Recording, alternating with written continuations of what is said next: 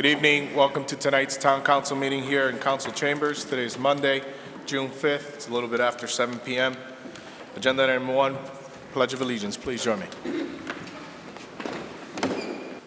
I pledge allegiance to the flag of the United States of America and to the republic for which it stands, one nation, under God, indivisible, with liberty and justice for all.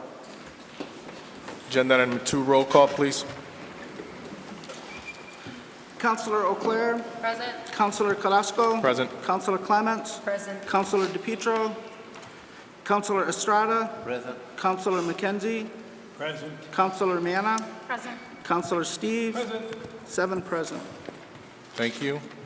Agenda item 3, consider and accept Town Council meeting minutes of May 22nd, 2017. So moved. Second. Any deletions, confused? Either way. Councilor Steves? Couple of points. On agenda item number 10, I just wanted to point out that you mentioned that I said there was a very limited time for town council, for the town to respond, which is true. But I also agreed with Mr. Pulaski's overall point that there would be a good industrial park or conservation land site. Let's see. Also,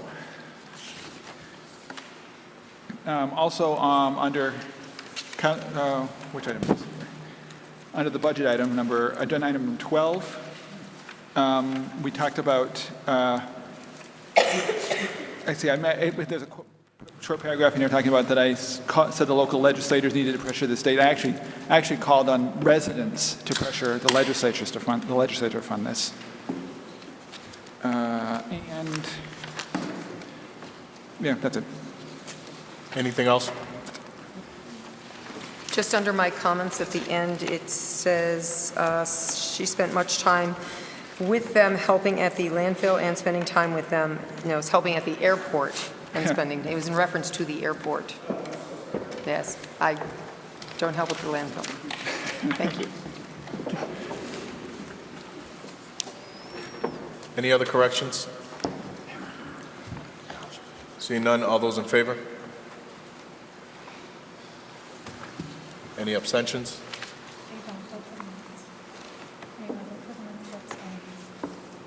I would abstain.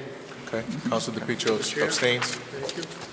Thank you. Moving on to agenda number 4, subcommittee reports. A, General Government. Councilor Clements. Thank you, Mr. Chair.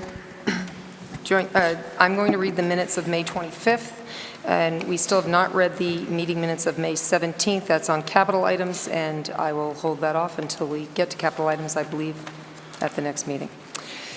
So a joint meeting was held on May 25th in the George Parent Room. In attendance were myself, subcommittee members, Councilor Stratter, Councilor Steves, Citizen Member Nash, as well as Councilor Manna. Also attending Town Manager San Angelo, Director of Inspections Services Andrew Pelletier, Treasurer Collector Melinda Ernst-Funier, Assistant Town Accountant Larissa Morrison, DPW Director Heather Blakely, Deputy Director of the DPW Matthew Desjardins, and Citizen Maureen Doyle. We opened the meeting at 6:32. There's a lengthy bit of minutes, so I'm going to try to not read them all. Agenda item 1 is to consider and accept joint general government council meeting minutes, which we did. We accepted 5:15, and we accepted also 5:17 that evening. We moved on to agenda item 4, discuss the transfer of $190,000 from landfill royalties to special articles for the purchase of 4 trailers of 64-gallon waste toters and 1 trailer of 96-gallon recycle containers. And from there, Mr. Pelletier talked about that 3 years ago, there was a program that was introduced that allowed 2 toters, 1 for trash, 1 for recycling. Since then, the town has generally become a cleaner place. He said they were now shy of 50% participation within the community, and the provided trash toters, he would like to have more and make it a town-wide situation. He said providing the rest of the town with covered trash toters will coincide with regulations that mandate this type of container. He said it's the intention to provide the first toter for free, and he said this is a one-time purchase as the program will be self-sustaining going forward. Each trailer contains 864 units of trash toters, and a trailer contains 600 units of recycling toters.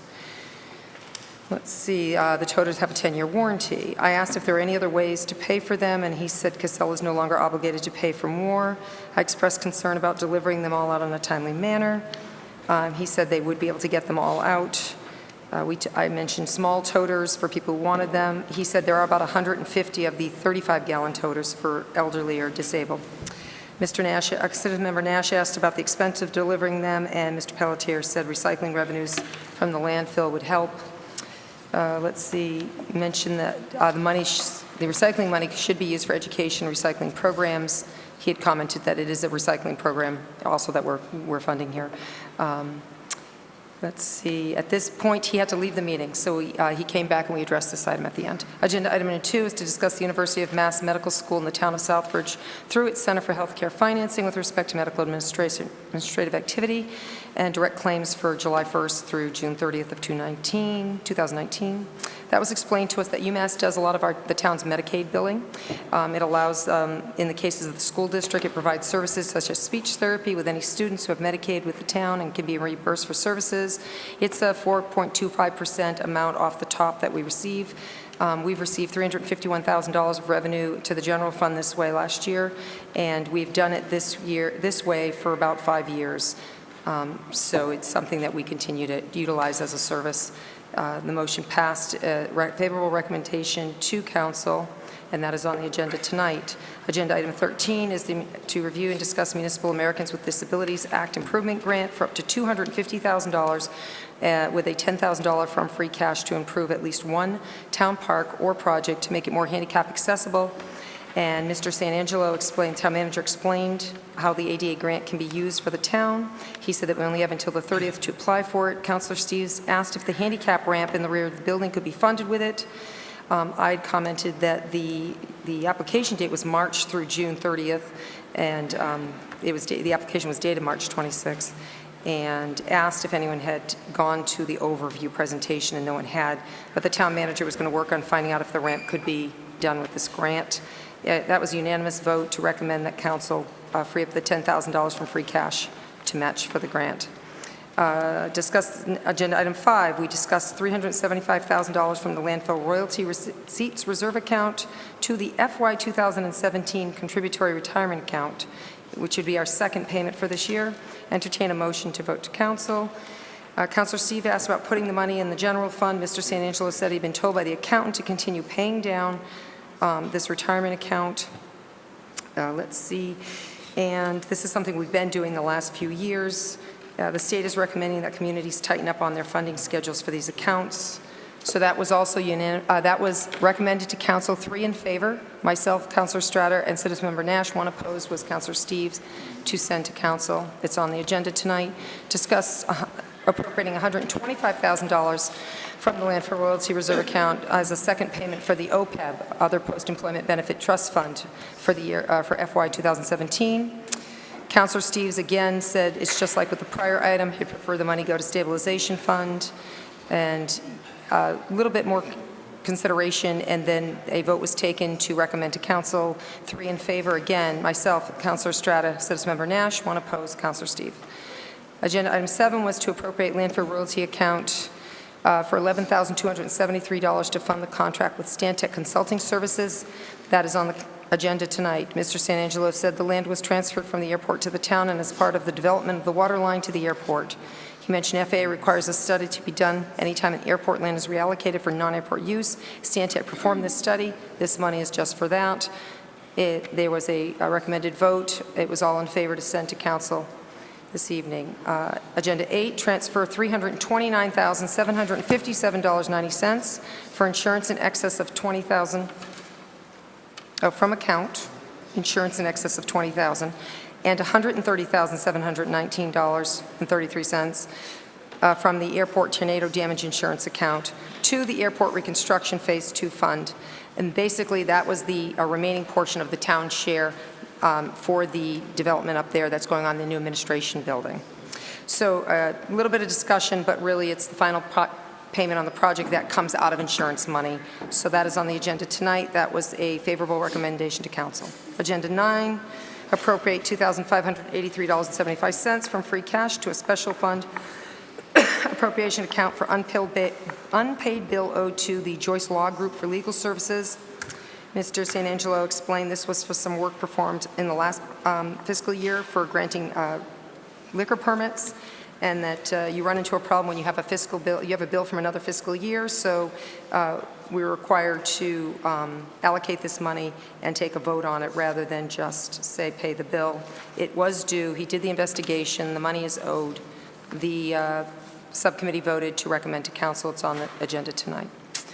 Moved on to 10, authorize unused balances of the following loan orders of the town council to be rescinded, and those would be, so these items here on the list, which are on the agenda for tonight, where basically we authorized the money, we didn't use some of the money, it's being put back, we have to hereby rescind that authorization. So DPW truck for $3,037, another DPW truck, $3,037, a DPW pickup truck, $228, a DPW roller for $3,548, the DPW plows project, $24,000, the textbook project for $7,385, and a DPW loader project for $43,475.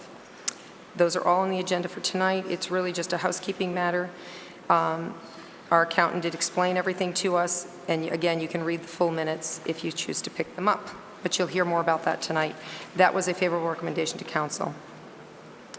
Let's see. Agenda item number 11, vote to transfer the sum of $852 from project DPW roller and $338 from project textbooks to project DPW loader, and entertain a motion for council. That again was just transfers of money back and forth, which will be on the agenda tonight, and that was a favorable recommendation to council. Agenda item 12 is to appropriate $70,000 from free cash for the snow and ice account. That was explained that we had already authorized DPW to exceed the budget by up to $70,000. This was again a housekeeping measure to finalize that account.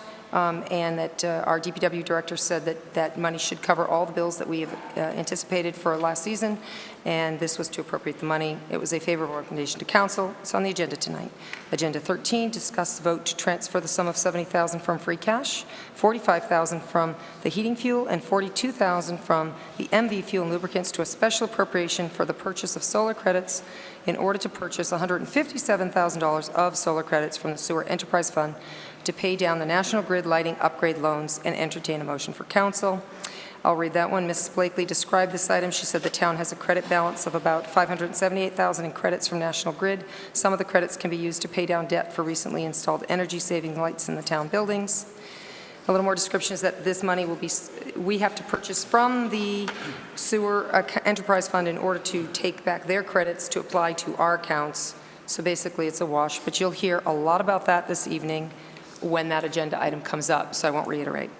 Agenda item 4, and that was a favorable recommendation to council. Agenda item 14, discuss the vote to transfer $60,000 from the town council reserve account for streetlights to cover extraordinary and pending unforeseen costs of electricity due to unrealized solar credits. Again, that's on the agenda, and we will get more into that, but it was a favorable recommendation to council. Agenda item 15, discuss the proposed curb cut regulation changes in accordance with the town bylaw.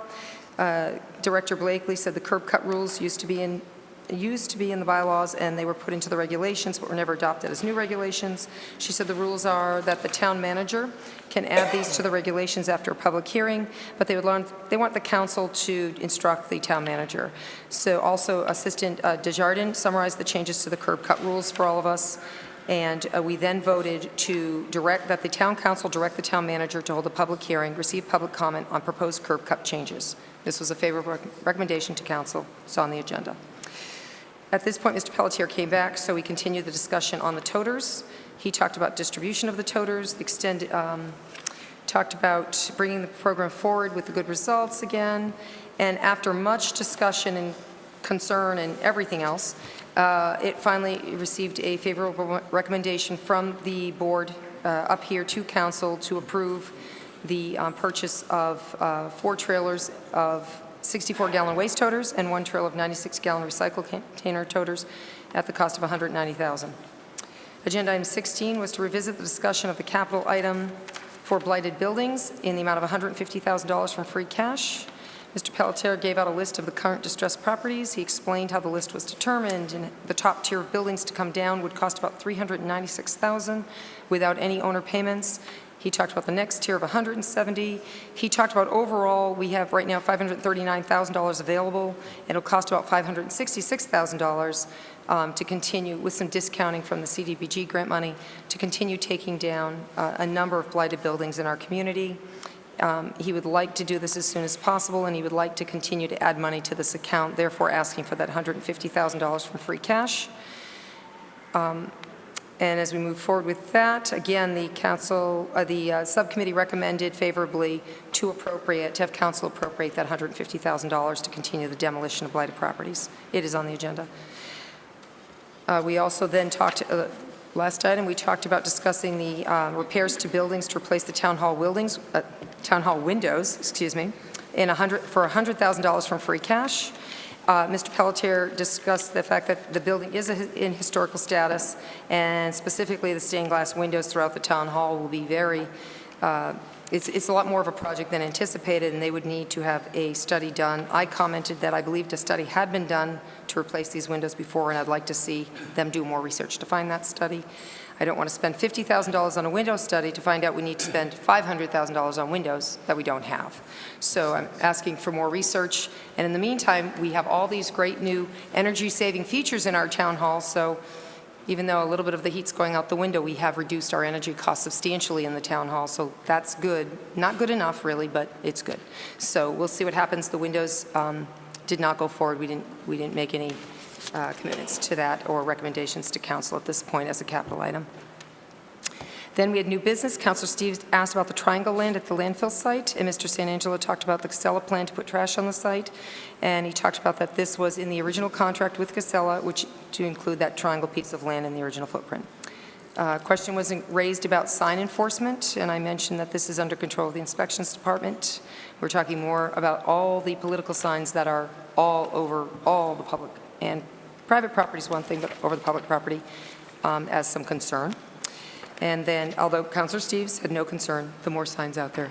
Well, technically, Councilor Steves was the only one who didn't really have a big concern about the signage, correct? More specifically, I personally think that although they can be a little excessive numerically, I personally think as a democracy, we should be trying to encourage more political participation. Right. I just wanted to make sure we were clear. I get your sentiments out. And then we had a motion to adjourn at 9:18. And I want to thank Max Gullickson for taking the minutes. I brushed over them pretty quickly. They're like 5 pages. Feel free to get your own copy. They'll be posted online. And sorry they're so long. We do have a meeting scheduled, or we're scheduling it officially Monday, June 12th, Monday, June 12th, 6:30, and tentatively the Veterans Room. As soon as I know for sure, it will be posted. Should be posted by tomorrow. And there's a number of items. I only had one point. It's under agenda item number 5. You mentioned about putting the money in the general fund. I actually wanted to be put in stabilization. Wait, could you speak up? You got to speak. On item number 5. Yep. You wrote putting the money in the general fund. I wanted it to be put in stabilization.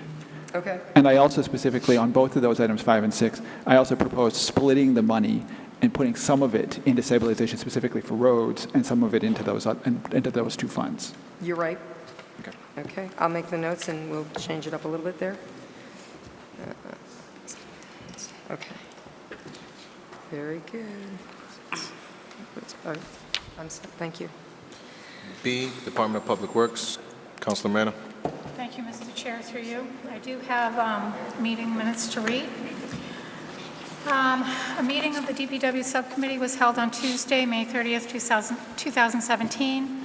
Those in attendance were myself, Town Councilor Gus Steves, Citizen Member Steve Lazo, DPW Director Heather Blakely, Steve Gregoire of the Water Department, Citizen Member Rick Nash, Town Manager Ron San Angelo, and Town Councilor Mark DePietro. I call the meeting to order at 7:01 p.m. Agenda item number 1, consider and accept the joint Department Public Works Town Council Subcommittee minutes from the May 4th meeting. There was no discussion. A motion was made by Citizen Member Rick Nash with a second by Citizen Member Steve Lazo to accept the joint Department Public Works Town Council Subcommittee minutes. All in favor, 3-0. I had read those at the last meeting that we had. Agenda item number 2, discuss to appropriate the sum of $200,000 from water retained earnings for Hatchet Pond Dam repairs and entertain a motion to vote to recommend to council for ratification. DPW Director Blakely opened up the discussion. She explained this was the furthest pond in our watershed. It was never understood in the past whose responsibility this was as part of this reservoir is in Connecticut. It has been determined it is the responsibility of Southbridge. This dam is in fair condition, which is one step from failing. Issues have been found and they need to be addressed. The $200,000 is for design and construction. There were no questions or further discussions.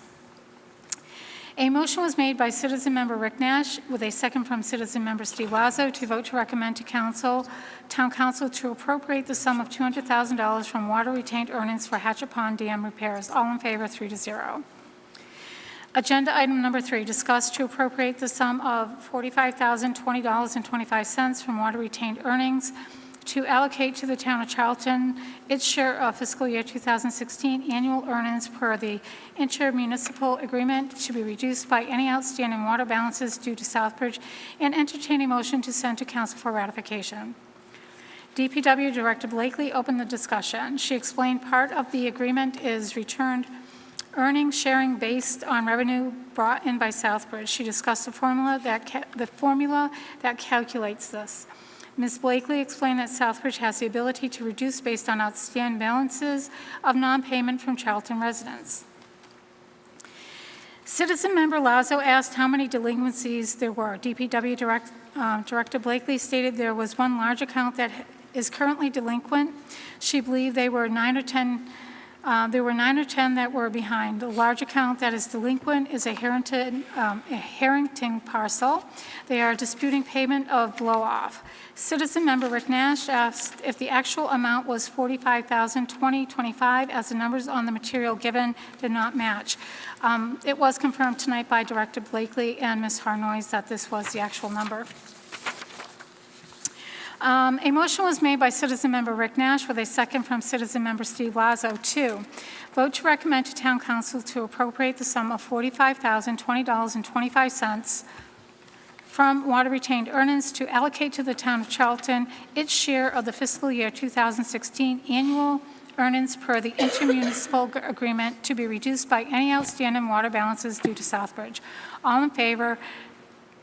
3, and there was 1 abstention because Councilor DePietro was about 10 minutes late, so he came in at the end of the discussion. Agenda item number 4, discussion to appropriate the sum of $300,000 from water retained earnings for a new roof at the water treatment plant, and entertain a motion to recommend to council for ratification. DPW Director Blakely opened the discussion. She explained a new roof is needed. Historically, they have had issues with the snow when it falls from the roof. She explained huge sheets fall and are very dangerous. With this, it has taken the clips off the roof too. The roof was looked at to see what could be done to address these issues. The cost for repair would be $150,000. The contractor who did this roof is no longer roofing. It was recommended the entire roof be replaced. Those recommending this would not feel comfortable trying to repair the roof, and they do not recommend resecuring the roof. Citizen Member Lazo asked the age of the roof. DPW Director Blakely told us we were past the warranty. Councilor DePietro asked if the specs for the snow weight on the roof has been done. DPW Director Blakely stated that everything has been done. Citizen Member Nash asked which way she was intending to specify this. DPW Director Blakely explained there were 2. However, she will go with a higher quality roof as this will give a longer life to the roof.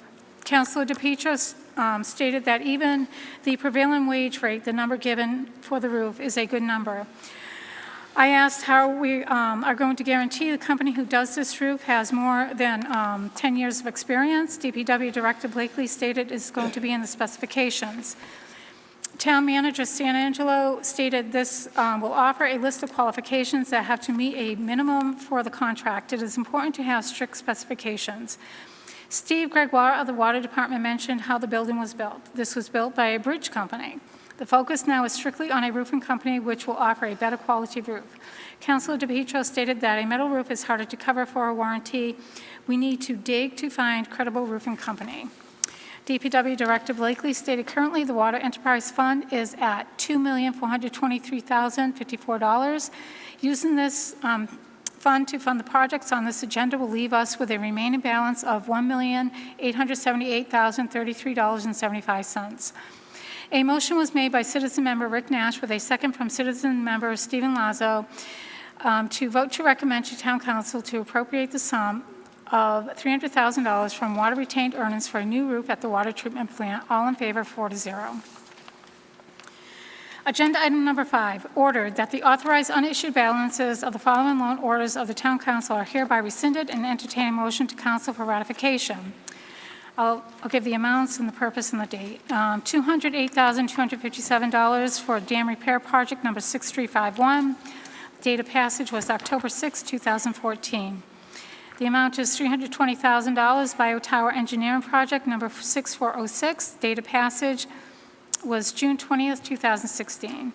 The amount of $12,056, and the purpose was Airport Sewer Line Project number 6355. The date of passage is September 28th, 2015. For the Town Council, a 2/3 roll call vote is required. DPW Director Blakely opened the discussion. She explained these were 3 projects, and this is the outstanding balance, and one part was not issued. Instead of holding the borrowing amount, we want to rescind. The money is not needed. Councilor Steves asked what the dam project was. DPW Director Blakely explained this was Dam 5, and we had enough money for it. Hatchet Dam is being looked at now, and all others are in good shape. Town Manager San Angelo said it is important to do this with the money to rescind it, as this helps with our bond rating. A motion was made by Citizen Member Rick Nash with a second from Councilor DePietro to vote to recommend to Council that the authorized unissued balances of the following loan orders of the Town Council are hereby rescinded. All in favor, 4-0. Before we went any further, I asked the committee to vote to add agenda item number 6A to the agenda. This was part of agenda item number 6 and needed to be split to 2 separate agenda items. Citizen Member Rick Nash made the motion, and Citizen Member Steve Lazo made a second. All in favor to add agenda item number 6A, discuss and appropriate the sum of $600,000 from sewer retained earnings to project number 6359, sludge dewatering, and entertain a motion to vote to recommend to send to council for ratification. All in favor, 4-0. Agenda item number 6, discuss to transfer the sum of $13,343.88 from project number 6358, the WASHT building, and $2,522.53 from project 6361 Biotower bypass to project number 6359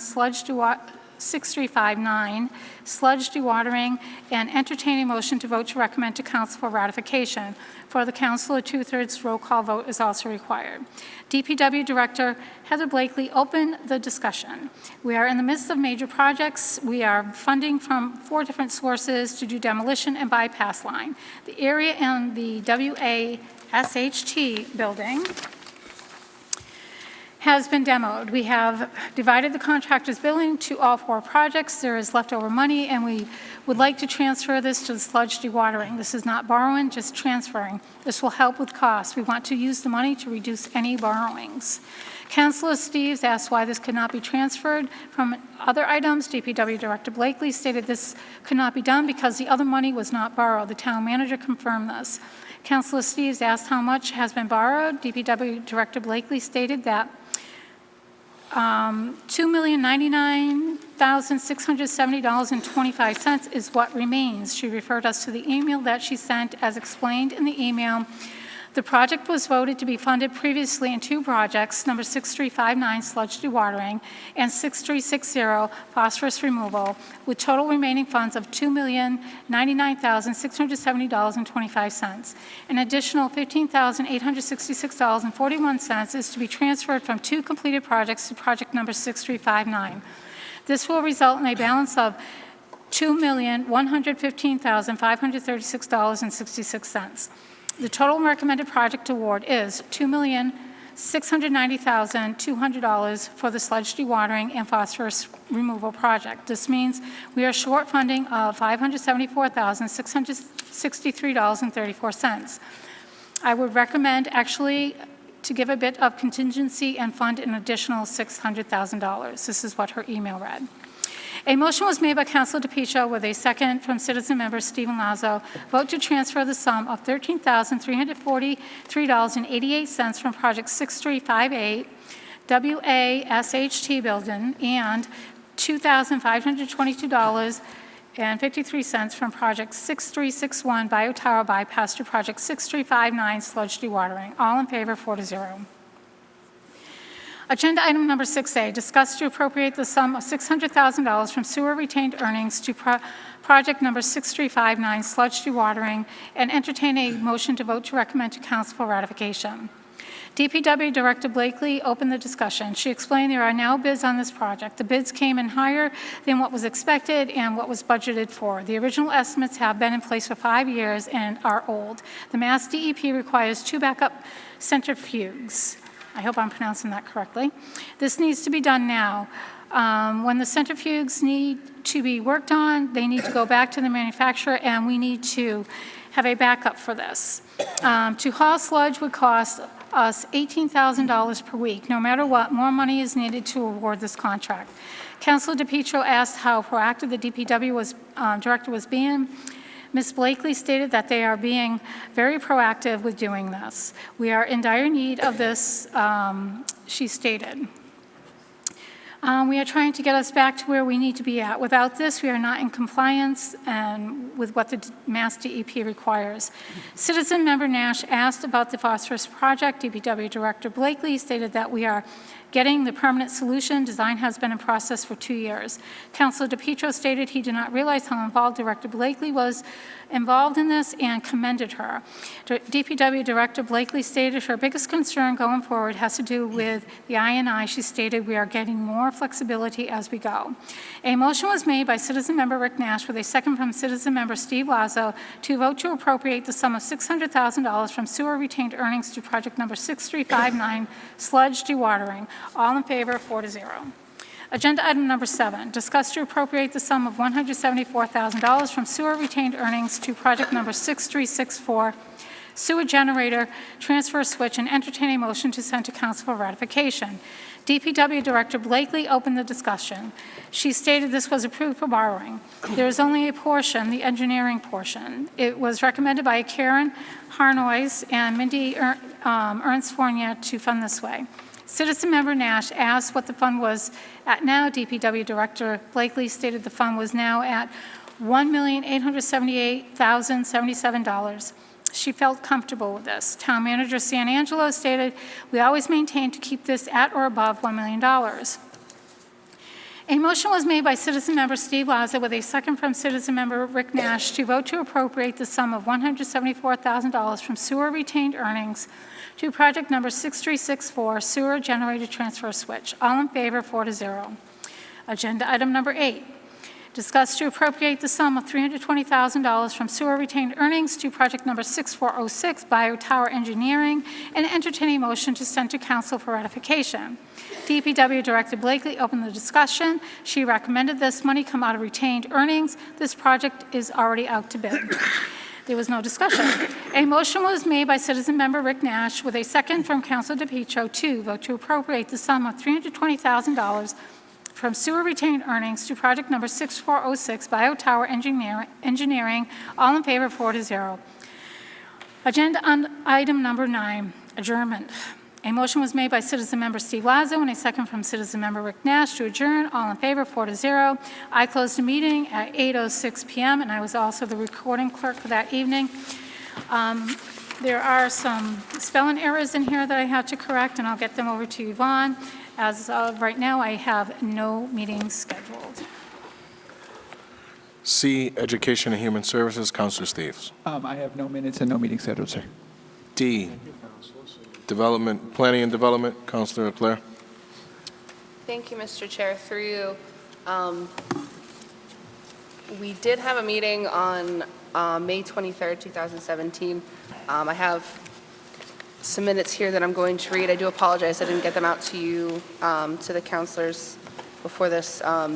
It's kind of a rough first draft, and I wanted some time to fix the spelling errors. So Planning and Development meeting, 5/23/17 at 6:39 p.m. We called the meeting to order. Agenda item number 1, review and consider the appointment of Dr. Durgesh Veda to the Economic Development Commission for a term of 3 years effective immediately through June of 2020. Mr. San Angelo explained that all of the credentials for the candidate and apologized that he could not be there that evening as he had never received the email sent out for the meeting. Ms. Scrivens explained that she had met him during the business partnership meetings, and this candidate was on the board for the Optics Museum. She asked him to submit an application for the commission, and he stated he would be interested. Councilor Clemens made a motion to submit the candidate for recommendation. Ms. Scrivens made mention that the members should be staggered in their terms, and that one was up this year, so we'd be making all 5 all expiring in the same year. The motion was amended to state the terms would be to be determined. The motion passed unanimously. Agenda item number 2, review and consider the appointment of Dr. Dan Ceballos to the Economic Development Commission for a term of 3 years, effective immediately through June of 2020. Mr. San Angelo went over Dr. Dan's credentials and how he's been so motivated to begin networking in the local area. His new chiropractor practice is going to be in the old flower shop behind Cumberland Farms. Again, the motion was made with terms now to be determined, and that motion passed unanimously. Agenda item number 3, review and consider the appointment of Jordan Hoy of Southbridge to the Economic Development Commission for a term of 3 years, effective immediately through June of 2020. Mr. San Angelo and Ms. Scribbins went through Mr. Hoy's credentials, including his career in banking and as a business owner at Zoink's Fun Factory. It was pointed out that there is a provision on the Economic Development Commission that one member is allowed to reside outside of town as long as they hold a position with a financial vested interest in the town of Southbridge. The motion was amended to state the terms would be to be determined again, and the motion passed unanimously. Agenda item number 4, review and discuss steps 5 and 6 and submit to council to the layout for Harwood Farm Road, including all easements shown as Harwood Farm Road on the plan entitled Roadway Acceptance Plan, dated December 22nd, 2015, prepared by Burton Engineering, the layout plan, and further that the town manager is authorized to forthwith file an order of layout on the layout plan with the town clerk. Ms. Ackley opened the conversation and explained the next items to vote upon this item. Councilor O'Clair asked if there were safeguards in place to deter in other situations such as the Hunters Ridge unfinished road. Ms. Ackley has said that the planning board has taken measures with the subdivision process to ensure investors understand their responsibility. Councilor Manna asked if the new state laws for subdivision regulations had been put into practice. Ms. Ackley replied that they have been. Councilor Steves asked about the bankrupted companies that were looking to develop these lands. Ms. Ackley explained that there are new developers that have picked up the pieces and the plans have been inspected and the money is there to complete. The motion was made as written and the motion passed unanimously. Agenda item number 5, review and discuss a request from the planning board for a temporary moratorium on recreational marijuana establishments through November 30th, 2018 to the planning board for public comment and recommend to council. Ms. Ackley went over the law from the state that had been passed. She explained that a recreational marijuana facility is not currently included in any of our zoning bylaws. Excuse me. Mr. San Angelo cited a Telegram article that stated a proponent for marijuana legislation was against municipalities crafting moratoriums due to their redundancy, as the state isn't allowing any sales until July of 2018 anyway. Ms. Ackley stated that the planning board works slow and methodically and needs the extra 3 months in order to effectively craft the zoning for Southbridge. She explained the difference between the moratorium and a bylaw change by vote for the town of Southbridge. I brought up comments made by the health director in the paper, including children diving into dumpsters to get marijuana and marijuana being laced with fentanyl, and I stated that I would be voting no. Discussion ensued with the implications of the actual zoning aspect of recreational marijuana. Councilor Clements asked about the zoning map and where the, quote, zone may be, since the zoning maps haven't been updated since the 1970s and the full-time town planner will be tasked with this feat. Ms. Ackley explained that the marijuana zoning will be done before the new position is finalized, and that individual will not have a chance to fully complete this before the moratorium will end. The motion was made and the vote was made for the public hearing on the temporary moratorium. The vote was 2 in favor, with myself being the only one opposed. Agenda item number 6, review and discuss the request from the planning board to rezone several properties in the Central, Foster, and North Street areas and submit to council for ratification. Ms. Ackley opened the conversation, explaining this is one of the most mixed-up zoning areas in town. She outlined the lots that she was recommending to change from 2-family to light industry. Currently, the zoning goes from heavy industry right to 2-family. The reason this has come up is the Center of Hope is looking to buy the properties by the old railroad track. Questions were raised about my own ability to vote, as I live in one of those homes. Discussion ensued about the implications regarding the changing of zoning.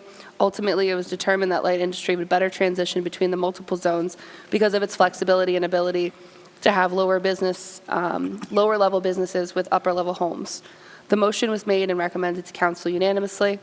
Agenda item number 7, review and discuss the request from the planning board to expand the central core overlay and submit to council for a vote on a public hearing.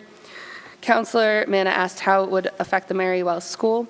Ms. Ackley stated that it didn't affect the school and gave a background on the central core. She explained setback issues, height requirements, and other things so that the planning board could have more control over space and parking issues. She pulled out a hand-drawn map with the central core overlay by Nick Tortoise and stated she had no copies of the bylaw. She explained that the discussion to expand originated because of the lot size requirements. Discussion ensued to the effect of non-conforming lots and the ability to rebuild in the event of catastrophe or the sale of a property. Councilor Clements again stated it would give us more opportunity to build lots that we would otherwise be unable to utilize. The motion was made and recommended to council unanimously. Agenda item number 8 was a master plan update by Ron San Angelo. Mr. San Angelo gave a treetop overview of the master plan and his progress on different aspects of it.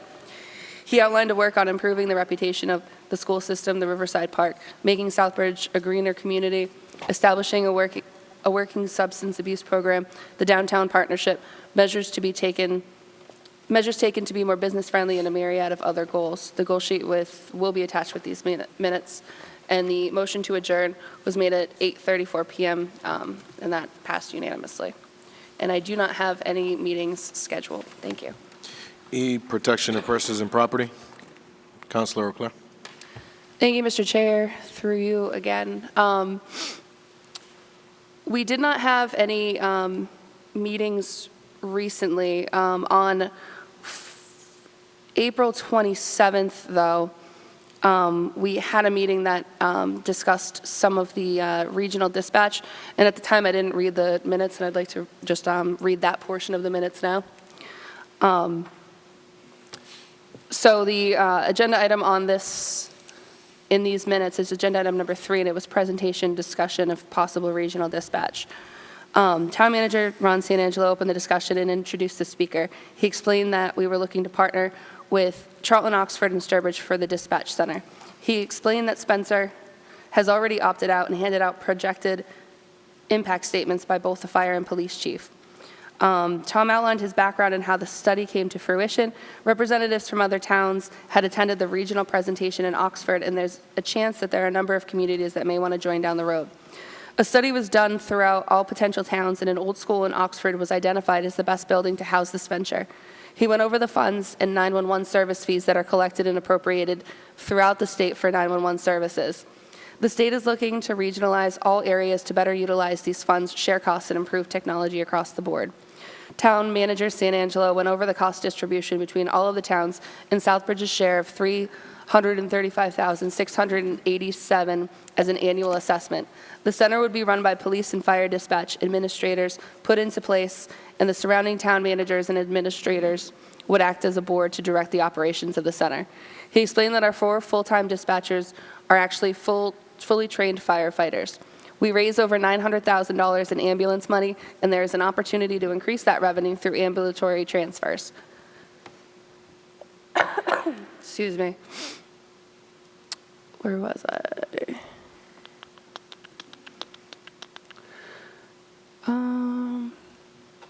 Sorry. The more calls that we can respond to, the more revenues we can make. If those 4 firefighters were now free to go out on calls, we would increase public safety and revenue. The costs associated with the regional center wouldn't be 100% offset by taking away dispatchers. Both the fire department and police department need to be staffed in a certain capacity to watch prisoners, work with the public who are walking into either department, and take phone calls on the business line. We are not a community that can go dark in these buildings, although a smaller town may be able to. We would save money over time with capital expenses, as the dispatch equipment costs would be spread out over the communities involved. For Southbridge, though, this is going to be a better quality of service, but in the long term will not be a cost-saving measure. We could expect to see a break even financially. Chief DeFranco explained his impact statement that he had compiled over several weeks. His opinion is that in a perfect world, a firefighter would be answering fire calls, and a police officer, someone specifically trained, would be answering police calls. He explained that he understood that this is cost prohibitive, but combining the dispatch is a recipe for failure. He explained that more boots on the street would help fire calls in response time, and this would be a benefit to the department and the town. 121 times last year we were unable to respond to ambulance calls. He stated with an extra firefighter he may be able to get more of those calls, which may increase revenue by $200,000 as presented. Councilor Clements asked about the pay difference between dispatch and entry-level firefighters and the lack of real cost savings. The fire chief explained that the needs of the citizenry and our call volume is too high for just one or two centralized dispatch within the town to handle. He also explained that our radios are integral for the operation of the departments, and we would need to improve our infrastructure and the technology that we have. We will get that equipment if we regionalize. I asked if there was anything in the collective bargaining agreement that outlined the need for firefighters to have the option to dispatch. Mr. Santangelo explained that it is a change in working condition and will require some negotiations, but he's unable to provide that information at this time as he has not spoken to the union leadership. The police chief then went over his thoughts and impact statement. He will lose people if we go regionalized and go dark with an unmanned police department. With our amount of walk-in traffic, it is not feasible to have an unmanned station. He stated that he has looked at regionalized in Wachusett and Essex County, and his police department has a larger call volume than any of these regionalized centers. He stated that he spoke to Foxborough and Walpole, who attempted to regionalize but couldn't because they were simply too busy. He also explained that Foxborough has 2 less police officers than Southbridge, and other than Gillette, which has a large state police presence, very similar in volume to us. Chief Woodson stated he is supportive under the condition that his budget remained flat and he is allowed to keep the station manned. Also, the level of service would dramatically increase so long as the regionalization follows those parameters, and it will come at a cost for the town. Conversation on combining police and fire within Southbridge ensued. Councilor Clements stated she isn't sold on the idea that there can't be a Southbridge in-house collaboration between the two departments.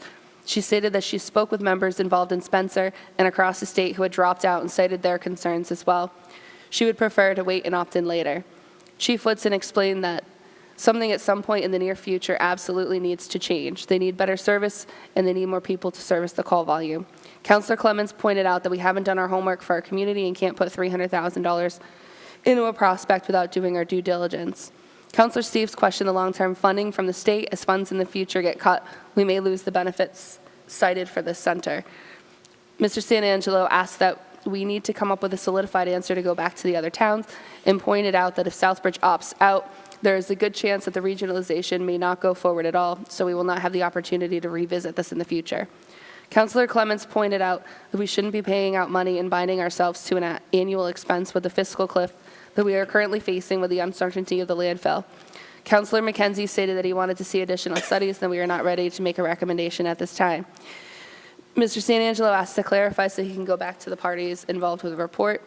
I asked that we look at the real numbers that may be involved in centralizing the services within town to have a baseline to compare to the proposed regional center. And then the next agenda item was just to review the district agreement for regional dispatch and entertain a motion to vote to recommend to council for ratification. Discussion ensued, and the next steps were decided that the subcommittee would hold off on action until either the time limit lapsed or the police and fire chief had real numbers for the alternatives for this regional dispatch that align more with the conversations we've had about centralization to compare. And that's all. Thank you. No meetings scheduled at this time. Thank you. Agenda number 5, Chairman's announcements. I have just a few this evening. Number 1, I just want to wish congratulations to all the students graduating, the class of 2017. I was able to attend the Southbridge High graduation. It was an honor and a privilege to see so many young men and women finish the first task at hand. So congratulations to them and all the other schools that are represented in our district. Second also is this Friday and Saturday is the Relay for Life at McMahon Field. It starts Friday with a huge survivors walk at 6 p.m. and it goes for 24 hours. So please, if you have the chance, go out there and pay some respect and enjoy and get involved in some of the activities. And lastly, I just want to make a clarification in regards to last meeting. There was a citizen that came up, and I did not intend to say that citizen, Mr. Marchetti, had brought forth misinformation. It was my intention to correct any misinformation that Casella might be saying to people in regards to private meetings that I have been part of. It was not, Mr. Marchetti brought it to light. It was not misinformation, but rather the information that's being said by others was that there was a private meeting scheduled and all this stuff. No, I was part of a meeting, yes, like I said last week, but I wanted to publicly just correct that statement because it wasn't Mr. Marchetti bringing forth misinformation. So with that, I'll turn it over to agenda item number 6, Town Manager's announcements. Mr. Sanangelo. Thank you, Mr. Chairman. Just 2 quick announcements or comments. One is that for the public, the bicentennial, let me try it again, bicentennial time capsule burial will be held on Saturday, June 17th, 2017 at 1 p.m. Dresser Park, Main Street in Southbridge. That's near Main Street and Walnut Street is where that's going to be happening. So please, if you would like to attend, this is kind of an important event. It's a historical event to put a little bit of information about what's happening now for some future group to dig up. And I think history of a town is really a good thing. That people, I think, frankly, it's also exciting. It would have been exciting if we could have found the one from the past that we couldn't find. But it would be exciting for somebody years from now to be able to look up and see a little bit about our history. Secondarily, I just want to let the public know that myself and the town's finance director met today with the new temporary receiver, Russell Johnson, one of the state members of DESE, to discuss, frankly, what we're trying to do is the budget year and close out of fiscal year 2017, making sure that all the documentation is done appropriately, express our concerns that, a lot of things happen at the end of the year that we want to close out appropriately. Both the finance director and I expressed our concerns to make sure that there's a smooth transition. We do not know one way or another if the receiver will be back or not. That information was not given to us. But we wanted to make sure that at least the relationship between the town side of government and the school administration was still very positive, very strong, and that we were comfortable dealing with all financial issues between those 2 parties. So that was done, and we got a very positive response from the state temporary receiver. That's all I have tonight, Mr. Chairman. Thank you. Moving on to agenda number 7. Sure. Just a second. Yep. Thank you. Thank you, Mr. Chair, for indulging me. I had asked earlier if I could say just a few words. Some of you may have heard out there, and maybe not, but I just want us to, if you could, keep your prayers and blessings for former Councilor Vecchia, who is struggling right now and will probably not be with us too much longer. And so if you could just think about him and his family in this time and send some prayers their way. And also I would like to ask for a special same blessing to the family of former Councilor Conrad Vandal, who is also struggling a bit at this time. And 2 very good councilors served our community well. They are still here with us, but if you could just keep kind thoughts to all as we move forward. Thank you. Moving on to agenda number 7, swearing in and presentations. At this time, there are none. So we will move on to agenda item number 8, Citizens Forum. If there's any citizens that would like to address the council with something that's not on tonight's agenda, you will have 5 minutes. Please come up to the podium, state your name, your address. Again, 5 minutes, and keep it respectful.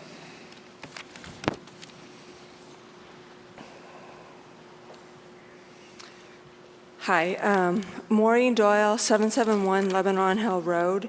There's been a lot of talk in general about democracy and how we're losing some of our democratic rights. So I just wanted to bring up that there are 3 exciting opportunities to exercise your democratic rights. One is the upcoming town election on June 13th with 5 important ballot questions. The other is on Thursday. It's called the Public Involvement Plan Review, as H-Foot Road, Berry Corner Road, and Eleanor Lane of Charlton have been designated a PIP area by SRDP.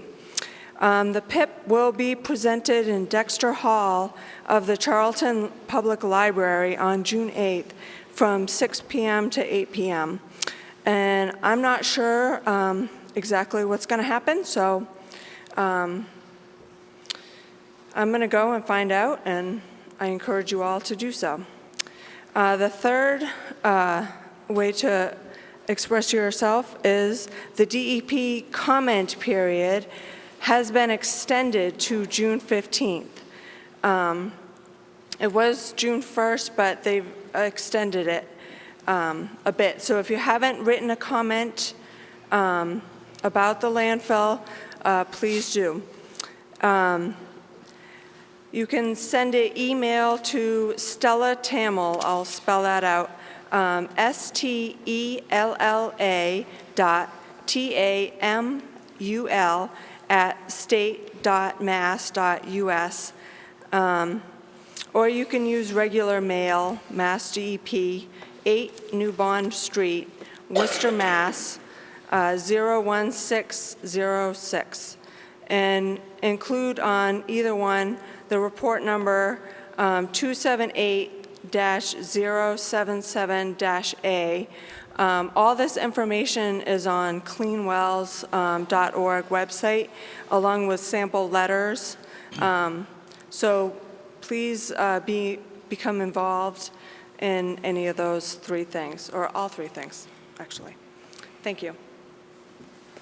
Thank you. Are there any other citizens that would like to address the council? Please state your name, address. You'll have 5 minutes. Keep it respectful. Warren Goddard, 492 Pleasant Street. I was asked by one of my neighbors to come and tell a little story here, which I think you guys will find very interesting. Their house is for sale. What's that? A little louder. Yeah. Oh, okay, sorry. Their house is for sale, and they had a contract put on it. And while they had the contract, a town employee, I don't know who it was, and they don't know who it was, told the buyer not to buy the house. They're an older couple. They've been here for a long time. They're trying to downsize, and they were actually told not to buy the house because of the dump. So if this is the way that we're going to move forward, and our property values go down, and taxes continue to rise, you know, seeing these poor people's reactions, it just made me sick to my stomach. You know, who would tell them not to buy the house from the town itself? That's just not right. And even if you don't live near the dump, your property values are going to be affected. I did a study myself on every home, no matter business or whatever, in Southbridge, if this goes through. Another thing I want to state is this town has so much potential, and I really think the council here is an outstanding council, one of the best I've seen. And we have a top 10 hospital in the United States that really nobody promotes, with Harrington Hospital. And we have the potential with a beautiful hotel. We have the potential with an airport that could actually, if we extend it 500 feet, could actually land twin-engine planes. If we want to, and plus not to mention Commercial Drive and all the new business that could be brought in, I don't know what's going on wrong, why we're not bringing in businesses. This town, the location, Route 90, 20, 84, the potential for this town is enormous, and I just don't understand why this town is still, you know, considered, when you talk to somebody, oh, you live in the dump town. That's not what I want to hear anymore, okay? I think that if we grant permission to Casella, the airport eventually is going to be destroyed. It's just common sense. I think that we need to take a new approach, and we need to capitalize on bringing business here. I have connections with GE, Philips, Siemens. I work in the medical field. I've talked to many people. This is an ideal location, but nobody wants to move here with a dump. That's what's been told to me many times. You have a huge workforce here that's available. Manufacturing, electronics, you name it, the town is capable of supporting it. It's just, you know, you've got to go out there and pursue it. You just can't sit back and expect business to come here. You've got to go out and advertise, bring people in, entertain, and you have all the facilities to do it. You couldn't ask for a town with more potential than what this town has. I just see we're just dumping it in the trash can. So basically, those are the two things I wanted to say. I feel sorry for the neighbors, the elderly couple that's just trying to downsize. They've done a lot to the house. The house is beautiful. And for somebody in the town to say, hey, don't buy it because of the dump, that speaks volumes to everybody that owns land here. I'd also like to see the town of Southbridge have more control over people that own rental property. I see so many of these rental properties going into, looking terrible. And I think the town should have more control over that. You should be able to fine, you should be able to, do inspections, do whatever it takes to bring these properties up to snuff. So, I see a lot of money being thrown around here tonight, and I'm just curious, you don't hear about these projects as a regular person in town until you come here. So that's really all I've got to say, and I just want people to think about that. And also, go support the new diner at the airport. They've done a lot of work to that. It's opening up tomorrow. So hope everybody does that. Thank you.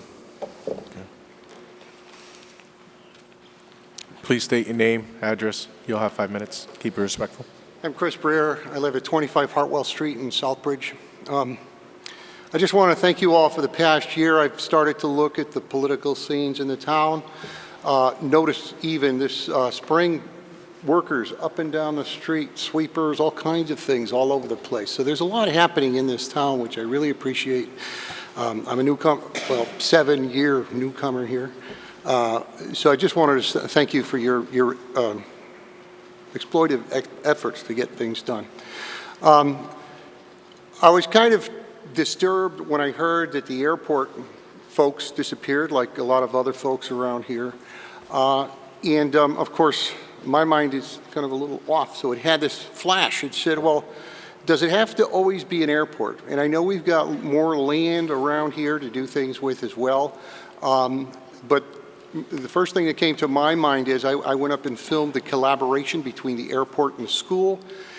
And the first thing that came to my mind was maybe something with small engines, such as a racetrack, a go-kart track, or something of this nature. I don't know if that's a feasible thing. I don't know how that operates or goes, but I just wanted to bring that kind of a statement forward, because to me that seems like something that would appease the youth of the area here, have them located in an area, wherever that area is, allow the airport facilities, the diner that the gentleman mentioned, maybe to have good survival rate, and also attract other businesses to the area of this nature. So I just wanted to state that as a brainstorm kind of thing. Thank you. Are there any other citizens that would like to address the council with something that's not on tonight's agenda? Please state your name, address. You'll have 5 minutes to keep it respectful.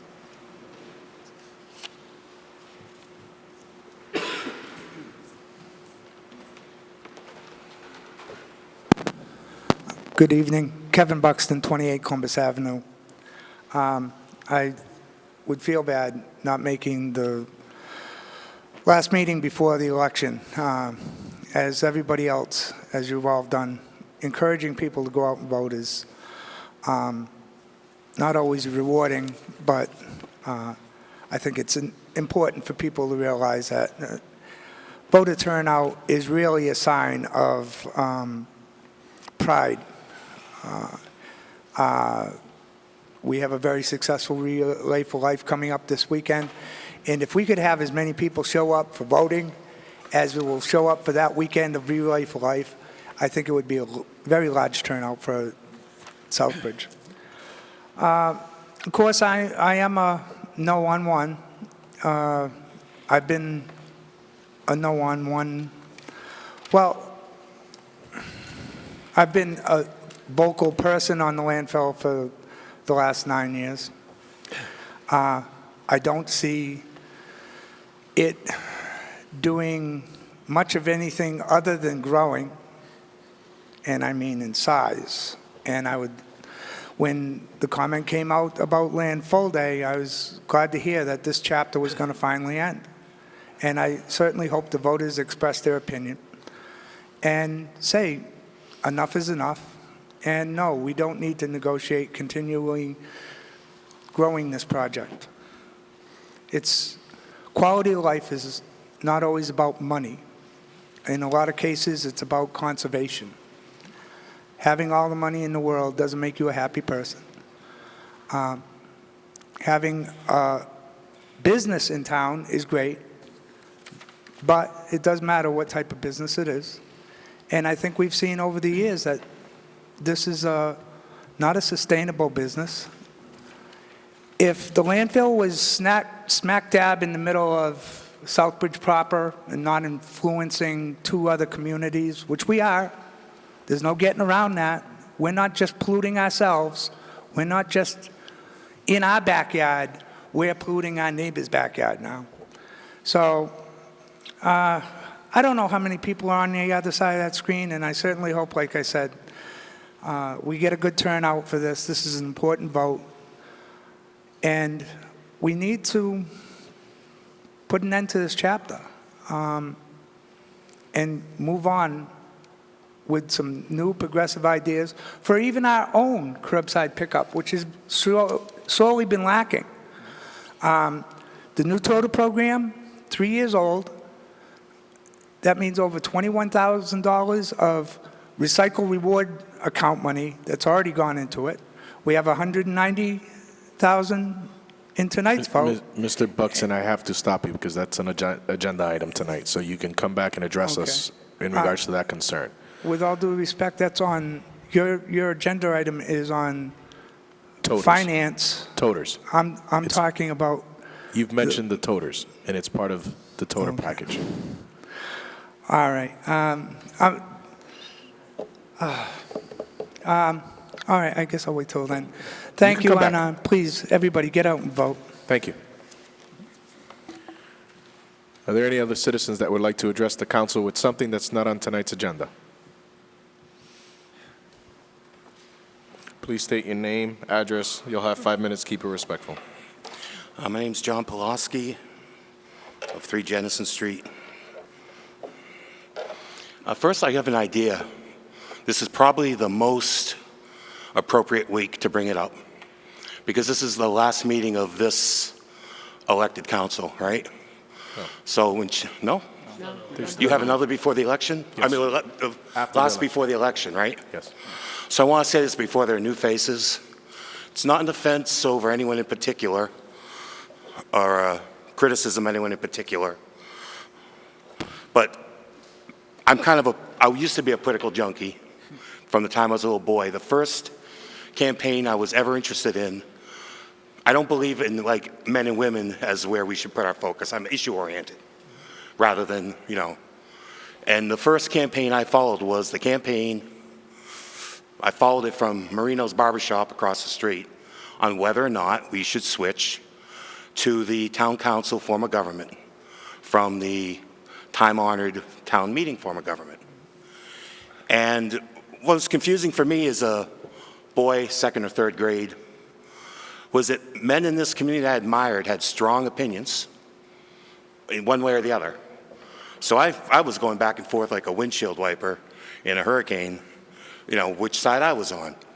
But I find it interesting, if people want to go back to the old Southbridge Newses and read what was promised, you'd see a lot of the promises that were made aren't kept.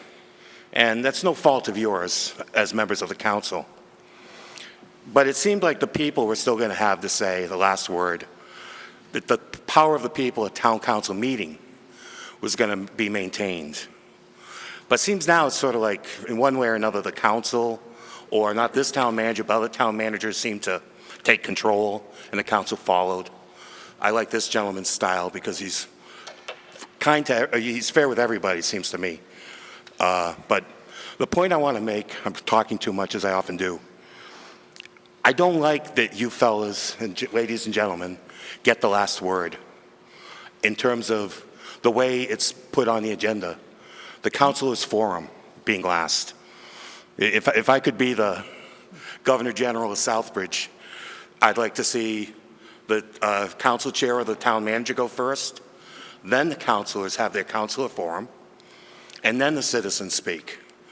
Because what's happened, not that much in this council, the previous council, often in the old councils, but it happened last week. Comments get made that I don't think are fair, and then the people don't get to respond. So it allows an occasional cheap shot. And names aren't always mentioned. I'm careful not to bring, people can watch it, it's still gonna be on TV a few more days. But specific names weren't mentioned, but it would be nice if we did have an opportunity, as the chairman always reminds us, to keep it respectful. We'd still keep it respectful. I think it allows the people to speak and give the people the last word. Just an idea. It's up to you folks, those that are elected. Now, I hear a lot about misinformation. Even the word pandering is used by both sides. I invite the advocates of the landfill to point out where we've ever been, those of us that are opposed to I've never been opposed to the landfill. If you go back 10 years and look at the old tapes, I wanted to have a 60-year landfill, not a 20-year landfill. I wanted the landfill to last for 60 years. They said it would last 20. Doesn't look like it's going to last 10. And we slowed it down for 4 years. I hear 4 million, 4 million, 4 million. Oh, they've given us 40 million. No, they weren't giving us 40 million for those first 4 years. Maybe not even for the first 5 years. And I don't think we're going to get 4 million next year because they cut down on the amount of trash. And I don't count putting garbage in our own landfill as having the value they say it does. Although I do agree it has that value when they start bringing it out of town. So in the future, that price tag they put on the trash removal will be worth what we're saying it's worth now. But don't put garbage in our own landfill and then go and, when we get $7 a ton, give it a value of $7 a ton, not the $50 to $75 a ton that they get, or more if it's contaminated soil. People don't know the things that were done 10 years ago. As I recall, there was an offer from Republic of $109, $110 million for the land. And they were really going to take the liability. But it wasn't accepted because Casella bought the assets and the liabilities of the company that already had a contract. And a question I have, if you can answer after I leave, because my 5 minutes are almost up. Mr. Pulaski, Don't we have to go, doesn't it have to go to bid? If I may, before we even answer that question, if you would like an extension, please request it May I now. please have a 3-minute extension?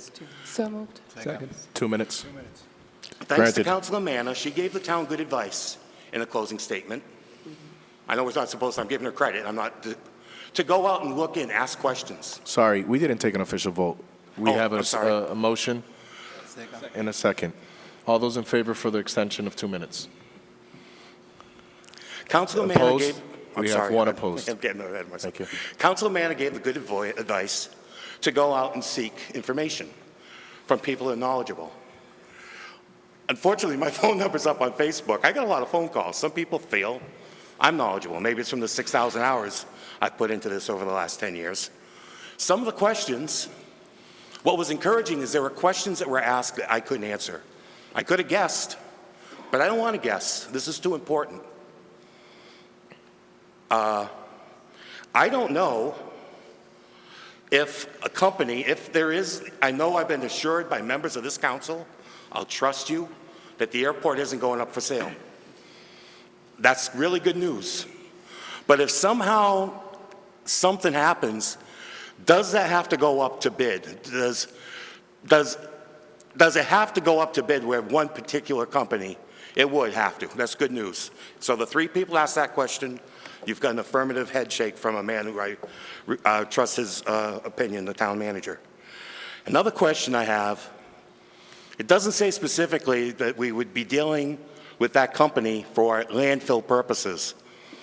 And there's a rumor, there's a lot of rumors.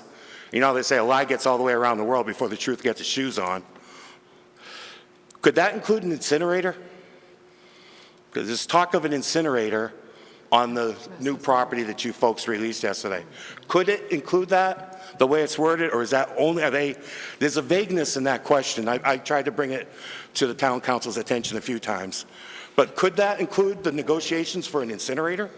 resource recovery incinerator? Councilor Mena wants to attempt to answer, Councilor Clements wants to attempt to answer that question to It's you. a moratorium on incinerators in Massachusetts. They're not being allowed right now. There's no incineration in Incinerators? Massachusetts. But, so then it wouldn't be allowed even if the moratorium was lifted? That would have to be in a negotiated contract as to what any future use would be allowed there. Currently, Well, that was one that's of the not, that's questions, out and of it was the the first question. I heard of it in recent years And FAA has all approvals in terms of changing use of land. at And the I- airport. Yeah, that as we could take know. years in itself. It's not up to us. And tens and And a tens question, and tens of millions of dollars that we would have to pay back. Okay, and I want to correct myself. Sometimes we get up here, we mean to say one thing, it comes out, I'm what, down to a minute? 30 seconds. Oh. I didn't mean to seem that a company would have to pay money if they had malice.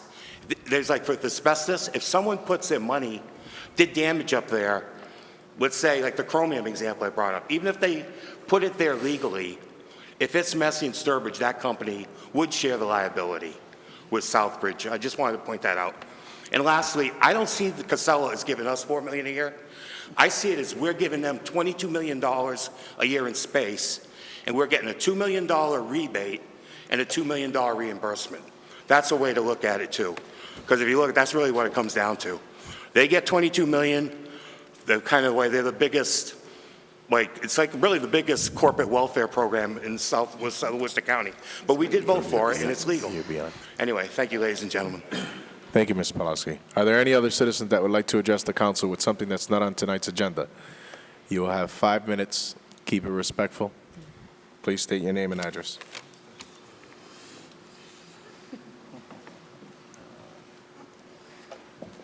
Hello. Nice microphone, isn't it? It's working. Everybody can hear me. It's pretty nice. We got this here the night of the debate, and suddenly we can hear. So I'm glad you can all hear me tonight because I got something important to say. This Friday, we're going to celebrate Relay for Life. It's June 9th. It's early this year, and we're celebrating Relay for Life. I filmed 15 Relay for Lives in 15 years. So we got quite a few of these things, and they raise about $200,000 to $250,000 every Relay for Life. I think it's something Southbridge should be very proud that it does, and it's to prevent cancer. And we do. And since I came home, the first 3 years I sang at it. The second 3 years I sang and filmed, and the rest of the time I just filmed. You know, I filmed last year's. I'm going to film Friday night. It's pretty nice, but I cry everyone. So we're raising $250,000 probably by Sunday. That's what they'll have, close to that, you know. And I've been very proud to work with it all these years. Another great thing we do in Southbridge is giving trees. Everybody knows what giving trees is, don't you? It's because there's cancer down the Cape. Cape Cod has clusters of cancer all over the Cape. They don't know what's causing it. So a Southbridge resident who lives down there organized something called Silent Spring. She went to school with me. Her name is Cheryl Chaprari. And for 20 years, they've been trying to figure out what causes cancer down the Cape. Why is there such giant clusters? They still don't know. But Southbridge has sent $60,000 every year for 10, 15 years to try to find out. It's pretty nice of us, you know. We don't get too much money from Hyannis coming our way. They don't, but we send it down there. So, and both of those things to prevent cancer, you know. And then we've got this thing on our hill that causes cancer, you know.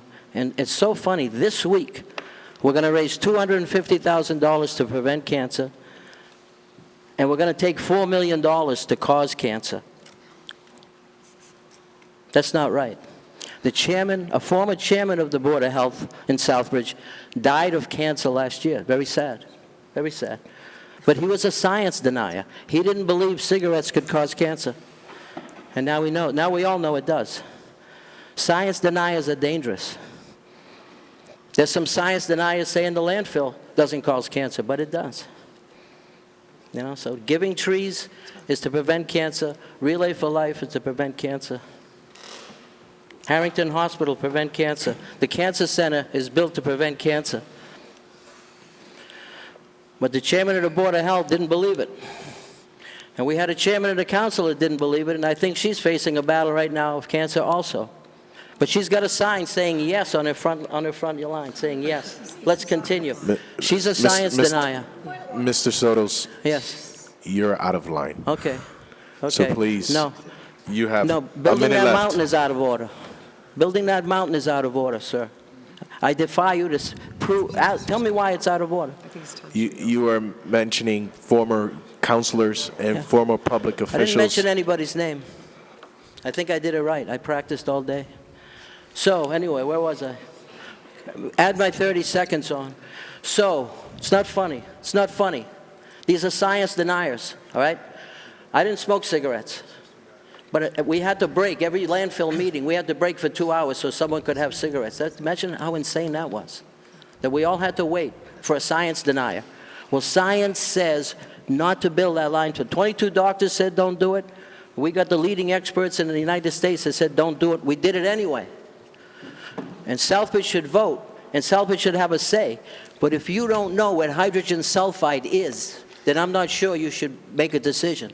If you don't know that mercury never goes away, whether it's a battery, or it goes up into the air, or it goes inside someone's brain, if you don't know that mercury can do that, then maybe you shouldn't vote next Tuesday. But stop denying the science, okay, everybody? And when you're at Relay for Life, I'll be at Relay for Life, filming, singing, talking, and crying, and lighting my little candle. Because my girlfriend got leukemia, environmental leukemia. We lived together in Los Angeles for 25 years. She got leukemia and I didn't. That's why I'm here. Because I want to come to someplace safe and clean and see my parents and live with my parents the last few years of their life. That's why I'm here. All right? Excuse me, Mr. Can I Sotos. get 2 more minutes to close? At this time, is there a motion? So moved. Second. All those in favor? 3. All those opposed? It's a tie. Mr. DePietro, so 2 minutes. there's no extension of your time at this time, Really? Mr. Sotos. Well, see me at Relay for Life. I'll finish my speech.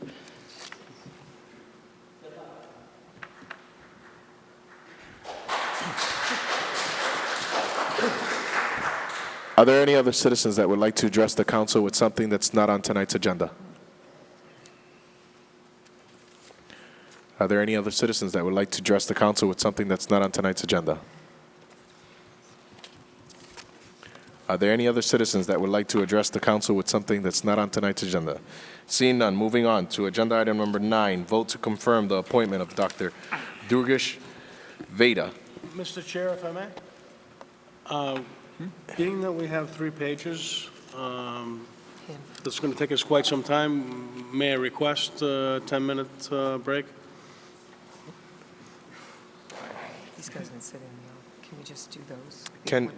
Can we get, if, I will entertain that, because there's some individuals that are here for these appointments, so they've been waiting for an hour and a half, so I would like to just get through that, and then we'll take a 5-minute recess. Thank you, Mr. Chair.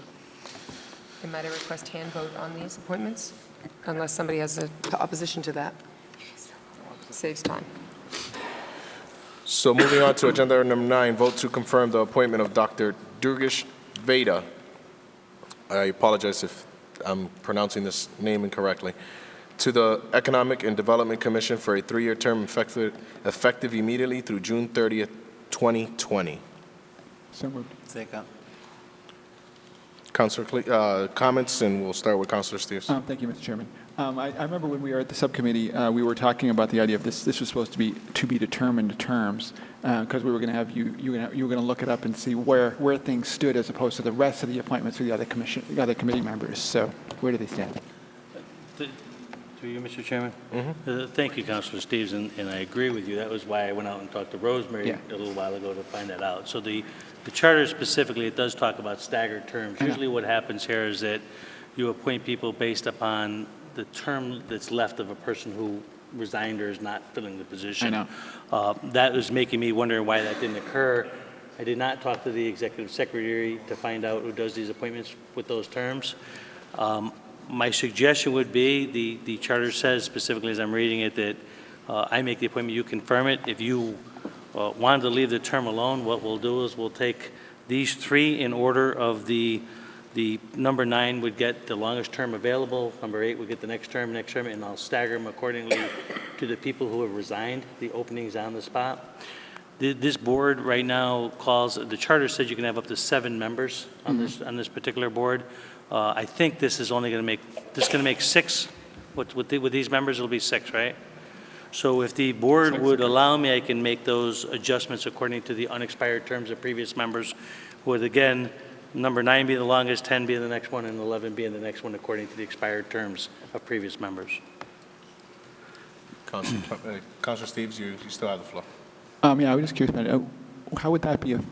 I'm just trying to figure, would that even be legal as far as the fact that we're trying to vote for a specific term, so. Make an amendment, Sure. Good. term to be determined, Yeah, that's fine.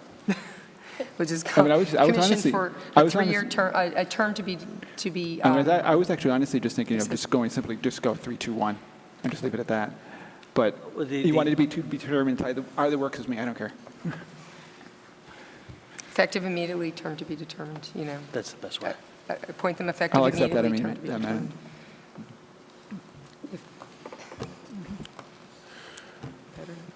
Is that an official Yeah, amendment? it's official motion to amend. Second. Okay. Yeah. Does that work? I'll accept that as a friendly amendment. We don't have to vote on that. Well, I read it, so we need to Yeah. vote on it, because it's an amendment. So, did you get that amendment? All right. Your vote's fine. It's not money. We got a motion and a second, simple hand vote. All those in favor of the amendment? Unanimous by all present. 8-0. Any further discussion in regards to this appointment? Mr. Pawlowski.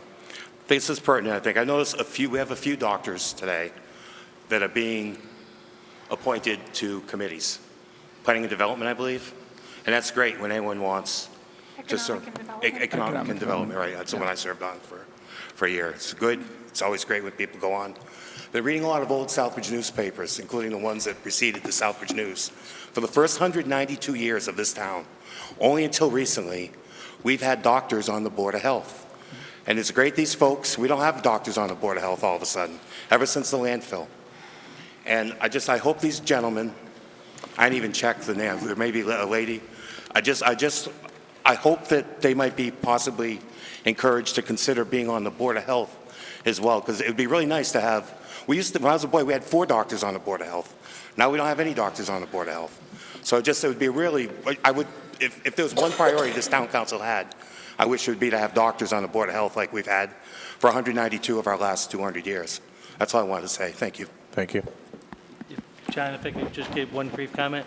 This particular doctor is a PhD, not a medical doctor.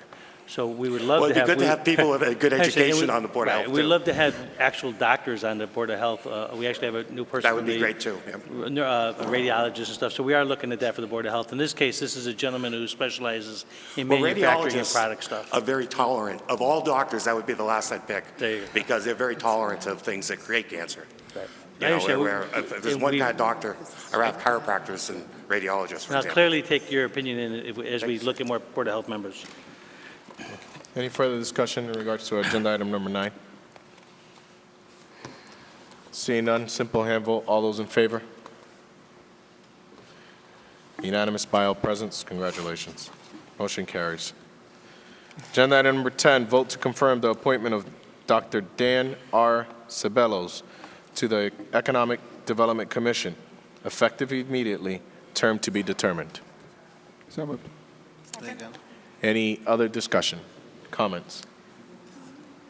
Councilor Steves. Thanks, Mr. Chairman. I just wanted to point out that to what John was just saying a second ago, that this man actually is a chiropractor. And during our discussions, I really like the idea of proposing him for the Board of Health, but I understand that he doesn't want to be on the Board of Health. He wants to be on economic development, which is understandable. I mean, we want him to be involved in what he wants to be involved in. So, but I thought he would have been a great candidate for the Board of Health. Mr. San Angelo. Thank you. Yeah, I had a lot of discussion with Dan about just Yeah, that issue when I exactly. brought him in Right. to discuss it. Dan is a new business owner in Southbridge, or a business manager in Southbridge, in a chiropractor firm. He's looking to build the business, and he's excited in terms of business issues, building relationships, and trying to create economic development opportunities for the town. So while I would love to have him on the Board of Health, I think he's also going to be a tremendous asset in this area as well. Oh, I'm sure. Thank you. Any further discussion? I just want to thank the doctor for choosing Southbridge as your new home, literally and figuratively, and for your business and yourself. Welcome. Proof positive. They're not all moving out. They're moving in. Thank you. Any other discussion? Seeing none. All those in favor of Mr. Dan Ceballos?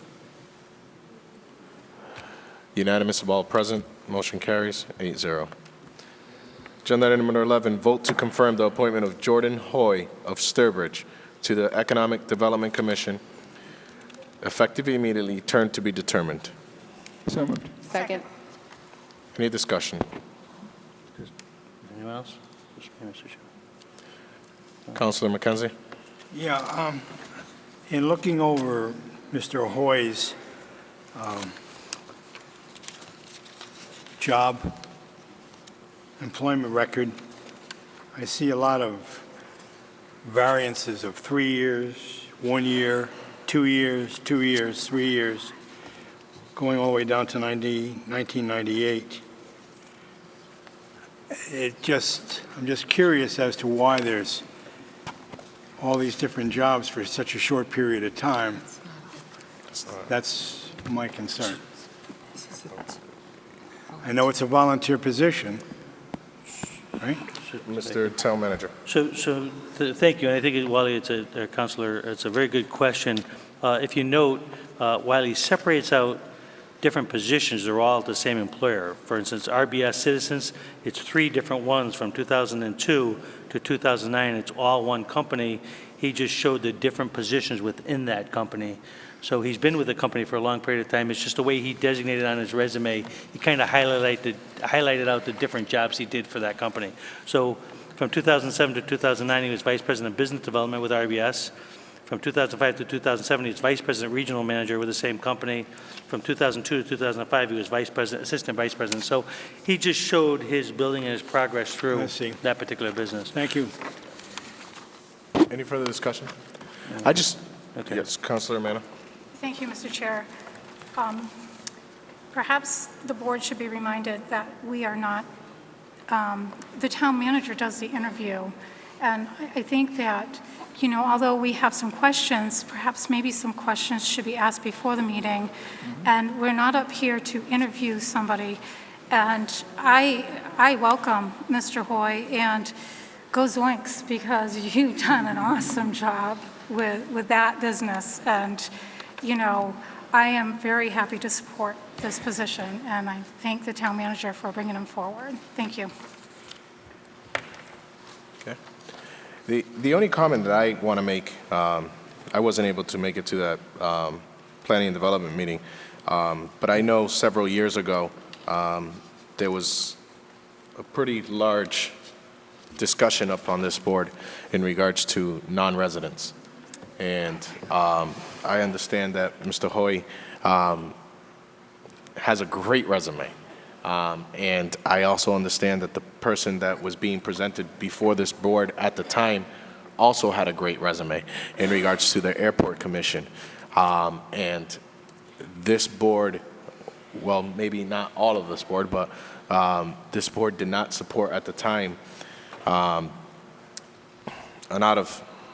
out-of-town resident, because this is something that wanted to be looked at. And I know that there's a difference in regards to this position. If I stand corrected, I just want to make sure that, this is one of the few boards that our charter and / bylaw allows non-residents to serve. Yes. Do I stand correctly? No, that's correct. Okay. It's right in the charter. One member may be a non-resident, provided that said member is a decision-making position in a Southbridge enterprise. Okay. So therefore, I just want to bring that point out, because I know that was a contention previously in regards to other commissions and other boards. So I want to make sure that the citizens do know that we are following the charter, that this is one commission that allows one member to be specifically on this commission that is not a non-resident of Southbridge. Councilor McKenzie? Yes, if I'm not mistaken, too, I believe that Mr. Hoy works in Southbridge. Am I correct on that? Yes. No? Yes. Yeah. Yes, it is. Well, that to me is a plus. Very good. So yes, a few years ago, that was a contentious item. I just want to state for the record, I think we do a disservice to this community when we are not open-minded. And by the way, it's not a charter requirement. That is something that a council makes rules on. And I was here when council changed even prior to your time, Chairman Carrasco, when the council decided to vote and put it in council rules and regs about not having non-residents serve on committees and such. And I find that as long as it's not a multiple, if you have a 5-member and you opt to have 1, I don't understand. It's hard to fill positions in any community. People are busy, their lives are busy and committed. And I find that a very disservice to our community when we don't have an open mind to having people with energy and with skill sets and background knowledge to help us. I don't know why we think it's okay to turn that gift that sometimes gets dropped into our lap.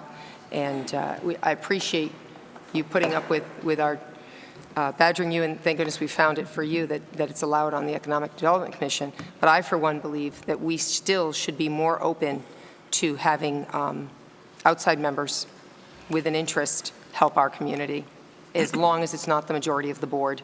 I don't have a problem with it, and I think it is a disservice to all the residents when we don't allow for open-mindedness like that. That's how I feel about it.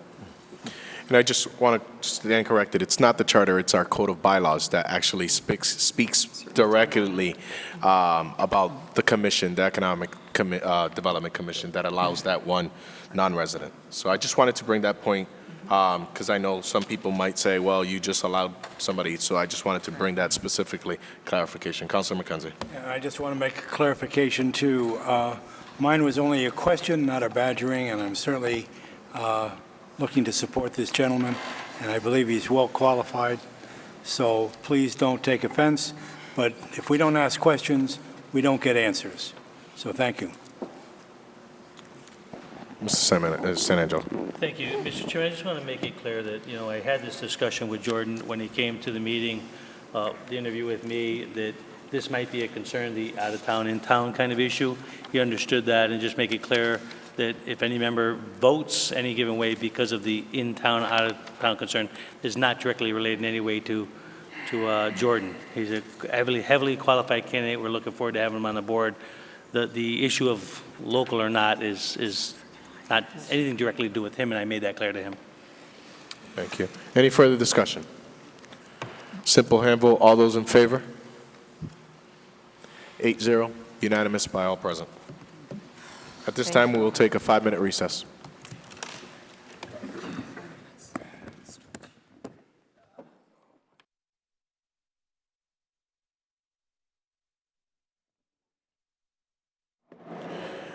Good evening. We're back in action. Picking off where we left off, agenda item number 12, vote to ratify the agreement between the town of Southbridge and the University of Massachusetts Medical School through its Center for Health Care Financing with respect to medical administration activity and/or direct claiming effective July 1st, 2017 through June 30th, 2019. So moved. Second. Any discussion? All those in favor by hand vote? Unanimous by all those present. And for the record, Councilor McKenzie has left due to health issues. 7-0 on that motion. Agenda item number 13, vote to participate in the Municipal Americans with Disability Act, ADA, Improvement Grant Program up to $250,000 and appropriate $10,000 from free cash to improve at least one town park or project to make it more handicap accessible. So moved. Second. Any discussion? Was that 25,000 or 250,000? 250,000 is the correct amount. Yeah. There was a zero left out of it by accident. Any discussion? All those in favor by hand? Unanimous by all those present, 7-0.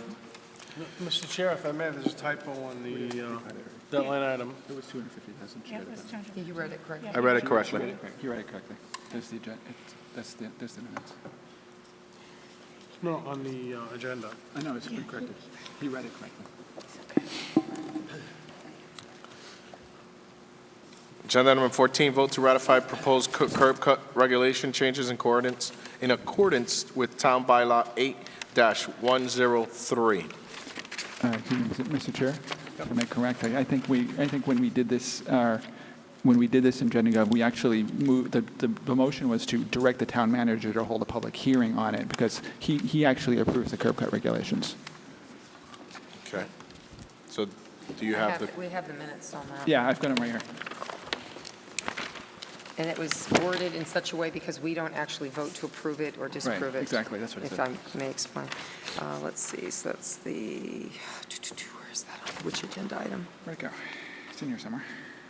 It's in there. There it is. Oh, that's the wrong thing. It's item 15. I've got it. Do you have the reading? Yeah, I do. Thank let's you. see, read it? Let's see, it's written to recommend the town council direct the town manager to hold a public hearing and receive public comment on proposed curb cut changes. And it was unanimous. And that is your amendment? Because Yes. I've already read it? Yes. Do I have a second? Second. All those in favor of that amendment as read by Councilor Steves? Because that's, Yeah, So, but we're voting to yes. recommend, so Yes, it's we're then voting. the town council vote to direct the manager. Yes, That's all, exactly. vote to Yes. direct, that's Direct what you manager, said. yes, yes. It's right here.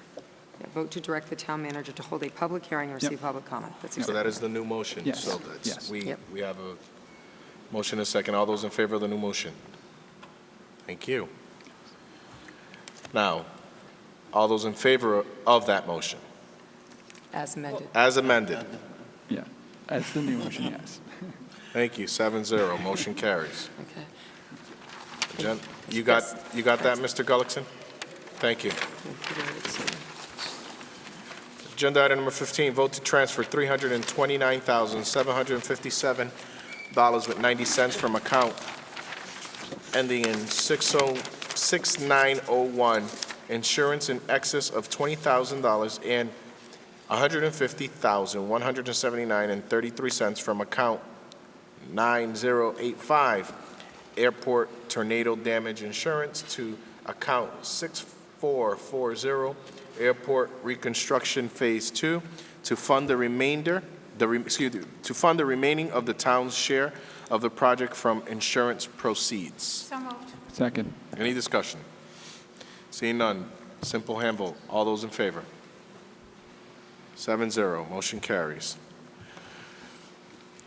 Agenda number 16, vote to transfer the sum of $70,000 from free cash, $45,000 from account 736, heating and fuel, and $42,000 from 737, MV fuel and lubricants, to special appropriation account, purchase of solar credits, in order to purchase $157,000 of solar credits from the Sewer Enterprise Fund to pay down National Grid lighting upgrade loans. So moved. Second. Any discussion? Seeing none, simple hand vote. All those in favor? 7-0, motion carries. Agenda item number 17, vote to transfer $190,000 from landfill royalties account 6790 to a special article for the purchase of 4 trailers of 64-gallon waste toters and 1 trailer of 96-gallon recycle containers. So moved. Any discussion? Mr. Buxton. Thank you. Kevin Buxton, 28 Columbus Avenue. My comments concerning the TOTA program, I've aired them a couple of times at Board of Health meetings, and I realized Mr. Pelletier's intention of uniform trash barrels. And looking at the history, I mean, we had the various other, I believe it was brought up before the council on 2 other occasions. I can't remember the phrase they used for the TOTA program. But my concern is the cost. Like I said, this is a 3-year program. Those 3 years were funded by the Recycle Reward Funds. If you review the process, the Recycle Reward Funds originally came from Recycle Bank, which had some problems, mostly logistics, because of the complication in the system.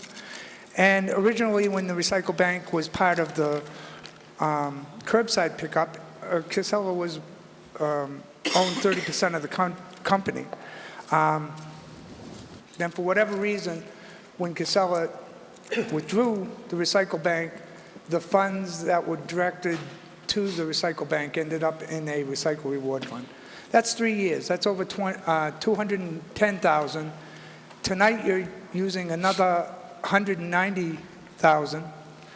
And as Mr. Pelletier states, it's about 50% participation. So there's still going to be more needed funds, whether it's the Recycle Reward money that continues to fund it or additional appropriations. In the past, I requested a review of the distribution of toters and how it related to the curbside pickup tonnage. And if you look at those figures, you may see a slight decrease when you drop off a series of toters. But then it's not sustainable. It ends up going back to its original state. The TOTA program is great, but it's not really the toter that counts. It's what's inside the toter. We do very little as far as recycle advertising and encouragement. When these people who do pick up these toters, they sign a small document. And if they read that document, there are quite a few regulations that have changed from somebody who uses a town toter versus the standard bylaws.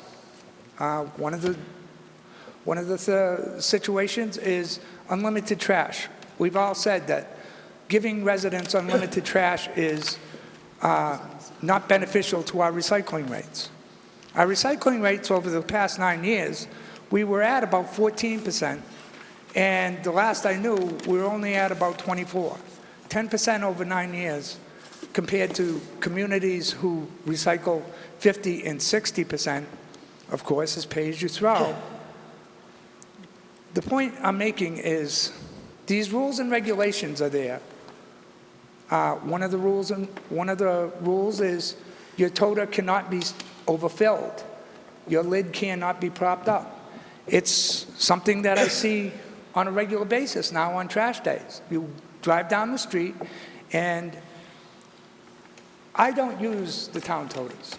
I have a smaller toter with a secure lid. But I would never put my can out with my lid this high off the can with a trash bag sitting on it. However, whether it's due to the fact that people aren't reading and following what they're getting when they get their new toter, they are expected to follow new rules and new regulations, and it's not being done. And furthermore, it's not being enforced or warned of these people. You mentioned 1 toter per household. Well, there's also a situation that, depending on the size of your household, you can get more toters. Overall, I would just request the council ask Mr. Pelletier to give another presentation, and give the presentation from where we are today and where we expect to eventually get to with 100% participation, and what the total cost of this program is going to be in its entirety.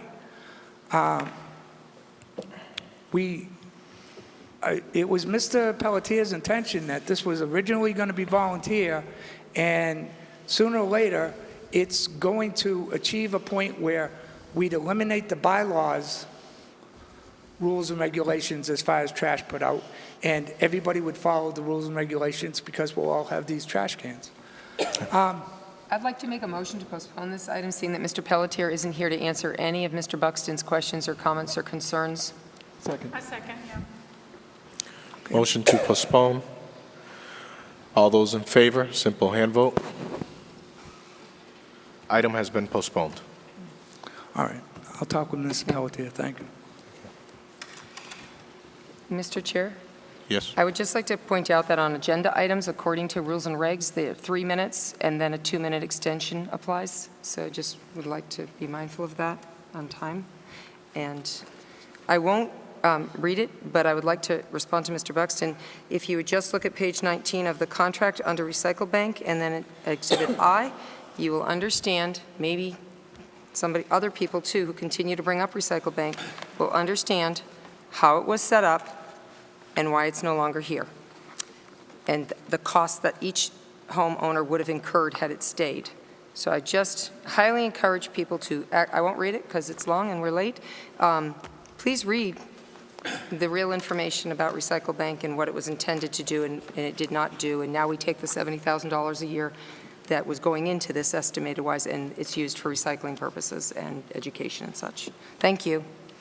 Moving on to agenda number 18, vote to appropriate the amount of $375,000 from landfill royalties, receipt reserved, account 6790 to fiscal year 2017 contributor retirement account as the second additional payment for FY 2017. So moved. Any discussion? Councilor Steves. I'd actually like to make a motion to amend that to $100,000 for the contributor retirement account and $275,000 to go to the roads. Where? To the roads. We need some serious road work. And I said this issue back in general government. I've said it a few times. And it kind of bugs me that we keep. I mean, I understand the principle of going long term, that we need the financial stability of these programs as well. I understand that, but to me, it seems like by doing that, we are shortchanging the fact that we've got serious investment needs in our roads that the average everyday people use on a daily basis. And I have nothing against supporting our retirees, because I know we need to do that, and we have been doing that for years on an as-you-go basis. And I don't see that's going to change anytime soon. But this is stuff that these are projects that we really need to get done. Mr. Town Manager. Thank you. And first, I want to say I have a great deal of respect for Councilor Steve's position, and frankly, it's a position I would like to get to. The reason that I would say that now is not the appropriate time is, quite frankly, $2,000 won't do anything. It won't even build a single road. It'll have very minimal impact. I would agree to Councilor Steves that once we kind of deal with, as we go out the Casella money, it's going to free up bigger sums of Casella money. And at some point, I'd like to bring forward a program where, again, I want to caution because we still got to deal with this charter school issue, but I'd love to bring forward a program where we could use up to $1 million of the Casella money to actually fund a road and actually do something more constructive. My only concern is that $200,000 doesn't really move the ball for us. Even if you add that to the Chapter 90 money, it's just not enough to really utilize that in a real productive way. So I agree with you. We got to get to where you want to be. I just don't know that will get us that much farther along, to be honest with you. Mr. Chairman, my idea with this is that if we put a sum of money here from this item and the next item toward the roads, and we do it again with the next time around this comes around, that starts accumulating a fairly large sum of money fairly quickly. I mean, think about it. If we're getting, is Heather still here? How much are we getting for road fund this year? Is $450,000 plus or minus? Okay. So I mean, in this case, so I was talking about $275,000 for this. If I was thinking of doing $75,000 for the next item, and we do that twice this year, that's $700,000. That's significantly more than we're getting in Chapter 90 funds. I mean, that may not be able to immediately do a very long road, but it can do some of the smaller roads. It can certainly help toward going to South Street, the South Street project that's going forward, or any of the other things that are out there. I mean, that we really need some stuff getting done, and it's really awful. Dresser Street, you mentioned, thank you. Morris Street. I mean, there's a bunch of stuff like little bridges and stuff that probably could be done with that kind of money. That's why I'm thinking we should do this. We have a motion on the table. Is there a second? I'll second. We will continue with the discussion. I have Councilor DePietro. Mr. Chair, I'm wondering that the motion shouldn't be and I do respect Councilor Steve's concerns here, but certainly this isn't the forum, and if we all agree that maybe this needs some added consideration, it should be back in subcommittee, not at full council. Thank you. Okay. Councilor Clements. Could we get our finance director and actually our DPW director are sitting in the audience? I want them both, since we talked roads. I just want to ask questions to both. Absolutely. That makes sense. So it's great and noble, and, you know, we need money, but two things. One, we're asked, Councilor DePietro mentioned maybe we should bring it back to subcommittee, but I think there's a deadline, or what's the situation financially? I'll ask that to the director. And in terms of what can we actually, a lot of things got listed, a lot of things are needy, but what can we do with, and approximately how much, to actually do something that makes a difference on any of those projects? So I think we need to know whether even financially, time-wise, it works financially. Yeah, the landfill royalties do not work similar to the free cash, so it wouldn't have to be voted by June 30th. However, we've been doing this, I believe that this is the 4th year that we've been putting money aside. So this would be the second payment, which would be for fiscal year 17. And we've have had numerous discussions about whether we are going to continue, because things like roads and other capital items are critical to the town as well. Is there a date, though, that you have to pay it by? Or do you just make a payment? You know, it's not like a tax situation where it's like June 15th or something. Do they require you to make a payment by a certain time, or it's just when you choose to put the money in? Twice a year we did it. If it isn't voted now, it could be, if we want to entertain it for fiscal year 18, we could do that again as well. Okay, just curious, because it came up the way it did, it seemed like it was in a critical point. Well, let me just point out, because I believe that it was asked in the subcommittee what the liabilities were, the extent of that. Our OPEB liabilities is $40.4 million, and we're only contributing $250,000 a year. So this would only be the 4th year, you know, that would get us up to only like $1 million. And then the pension liability is $34.5 million. And on that, this has helped us with the auditors, or what? You know, what's the positive impact from doing this? The positive impacts of it, too, are also for our bonding. They want to see that we're looking long-term to fund these liabilities. Right. And I know you might think maybe some of these amounts are nominal, but, you know, I mean, we are getting there, at least showing an effort. I don't think it's just a real minimal effort, but we are showing that we understand that we have these large liabilities and that we are planning for the future. And what we had planned, especially for the pension, and I believe for the OPEB too, that'll continue longer. But we did want to do it for at least 10 years. Right. That we thought that we would keep getting the money from the landfill. Right. Okay, I just wanted to, so other people knew some of the things that we discussed. And then in terms of what can we or can we not do with the amount of money we're talking about? So the amounts that we are talking about, like $275,000, is pretty much equivalent to the amount of money that we spent with the section of Clements Hill we did. So you're looking at a section, now that's a very rural, skinny road. So obviously as the road is more in a downtown area like Dresser Street or anything like that, you're talking about more traffic, narrow sidewalks, it's wider, there's more issues with construction. So I'm not telling you that we couldn't find places to spend $275. We would definitely go through our list of roads that we know of. There's certain roads, like small roads, that we probably could do, like Marsh is one of them that's really, really bad, that basically needs to be pulled up and just repaved. There's multiple roads, smaller roads that maybe we could impact by doing a 275 project. But, so I'm not telling you we wouldn't spend it. Oh, yes, absolutely. But to really make a big impact on improving the overall quality of the roads in the town, we need about $1 million a year for 10 years. And that's how you're going to actually see an improvement in the roads. Thank you. I'm good. Councilor Steves? Thank you. So as I said a few minutes ago, my idea was originally to do the 275 here, 75 for the next one, and then do it, and then keep doing that. I understand the point of, because I wanted to make, just to clarify that from what Karen was saying a minute ago, I'm not talking about eliminating the money that's going to the retirement account or OPEB completely. I'm just thinking that we ought to be taking it and setting it to things that are more immediate concerns.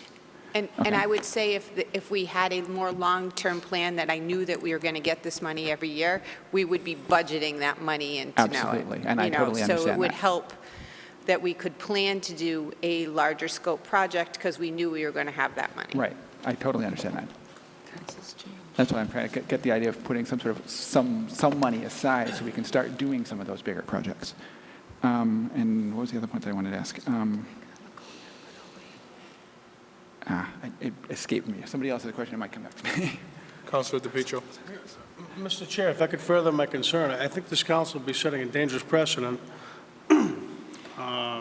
changing numbers around, especially to this extent, on this particular line item. And again, if the council feels there's more room for conversation regarding this line item, which I would be in favor of, certainly with the points that Councilor Steves has brought up, let's bring it back to subcommittee. This is not the forum for this conversation, in my opinion. Thank you.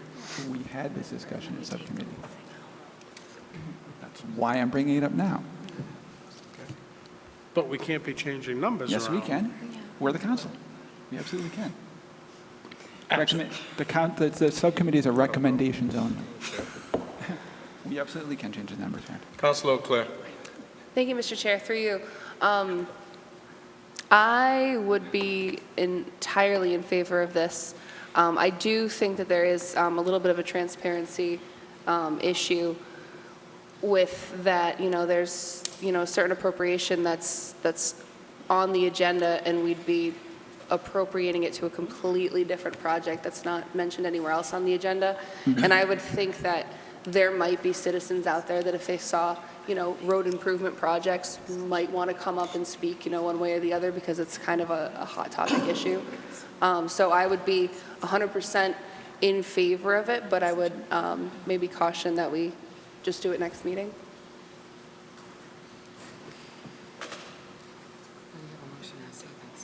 So we do have a motion and second on the table, so if somebody removes that, then somebody can make a motion in regards to postponing this item and bringing it back to subcommittee to discuss some of the language or the monies or that idea. Or we do it, or the main motion is still on. So, I mean, we have multiple directions here we want to go. Councilor Manna. Thank you, Mr. Chair. Through you. I don't support bringing this back to subcommittee, and I think the agenda item should stay just as it is. We've got a huge amount of money that we have to come up with. I think we should just keep everything as status quo. I don't support sending it back down to subcommittee. I don't support Councilor Steve's amendment. I do support further discussion, though, at another time on this, but not on this particular agenda item tonight. I do support discussion on it in the future, but not on this agenda item tonight. I think it's well worth the discussion, more discussion. I think the discussion should ought to come up, too, about what we could be using with that $3 to $4 million a year that we're getting, so That's my take on it. I don't support the amendment, and I don't support postponing this agenda item. Councilor Steves? Actually, that made me think of the question that I wanted to ask that I'd forgotten about. Karen, is it possible to actually withdraw funds from either OPEB or the contributory retirement account before a certain time period? How does that work? Did you ask whether you could withdraw the funds Is afterwards? it possible to do that? Deposited? Yeah, once it's deposited. You can't I'm for just the. curious. I don't know how it works. You can't for I'm the asking. OPEB. Once it's in there, you cannot get it out. And the pension, we pay it directly to the pension system. Right. So you can't, you know, it just reduces the amount of the liability right then and there. So you could not withdraw that as well. So if it's going into OPEB, then how do we actually access it? How do we actually use it to do what it's supposed to be doing? We have to use it to pay health insurance costs for retirees. We could actually pay invoices with it. But how do we have to set up a policy to do that, or is there a time frame that we do that in, or because I honestly don't know how that works. So I'm just trying to figure it out. I'm sorry, can you repeat that? Did it say, is there a time frame?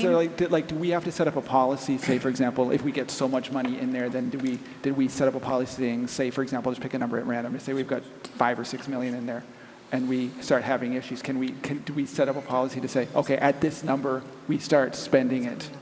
Because as I understand it, we're not spending it right now. It's just sitting there. Correct, because we have just the 750 or 875 right now that we have in the account, and we're able to appropriate the correct amount, you know, that we're paying for our health insurance yearly. So at this point, then, we are appropriating health insurance out of the budget. Therefore, the OPEB money really doesn't serve an immediate purpose. Well, it serves the purpose, again, to recognize that the town has such a large liability. And at some point, it is going to catch up to the town, you know, that the health insurance isn't just going to go up 6%, you know, 8%, 10%. It's going to become a very large escalating liability. Similar to the pension, too. If we don't pay it off early, those assessments can go up and up and up as well. I understand that. Do we have any comparable liability as far as, I'm not going to estimate anybody's ever calculated this, the liability regarding our responsibility for providing public services like the roads?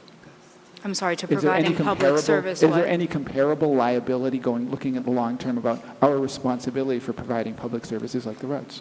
Public services on the roads.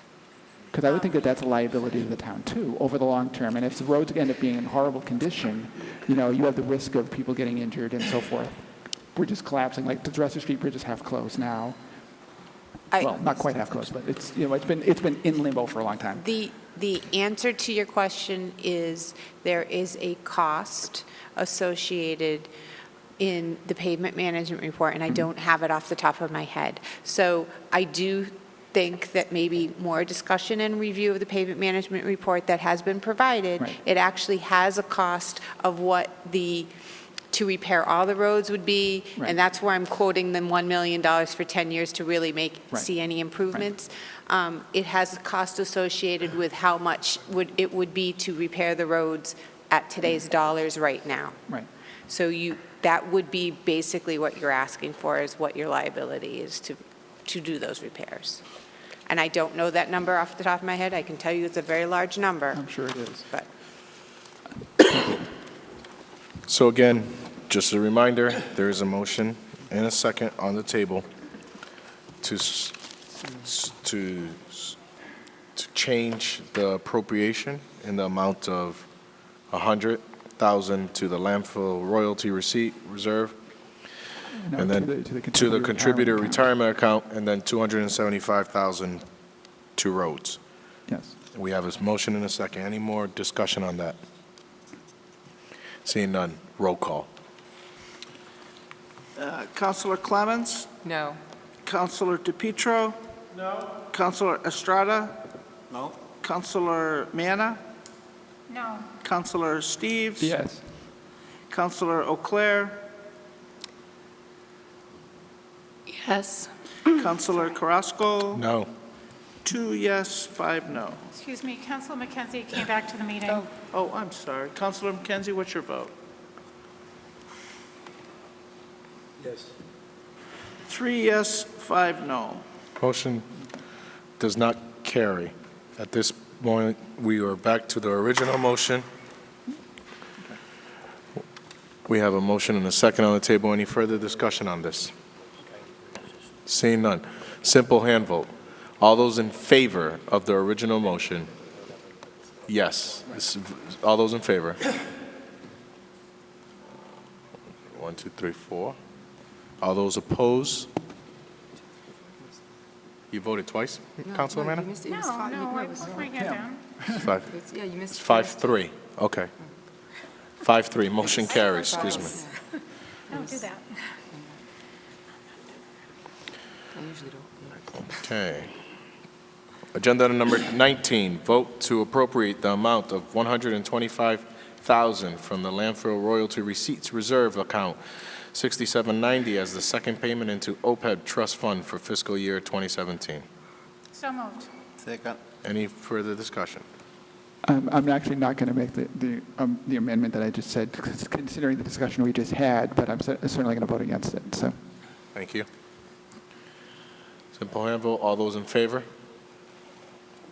1, 2, 3, 4, 5, 6. Oppose? 2.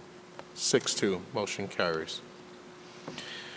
Agenda item number 20, vote to appropriate $11,273 from landfill royalty account 6790 to fund payment of contract with Stantank Consulting Services Incorporated. So moved. Second.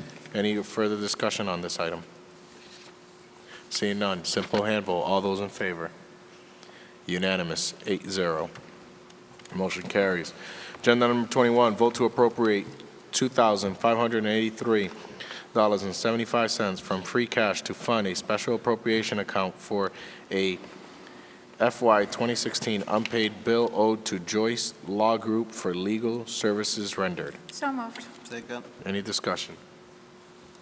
Seeing none, all those in favor? Unanimous, 8-0. Okay. Agenda number 22.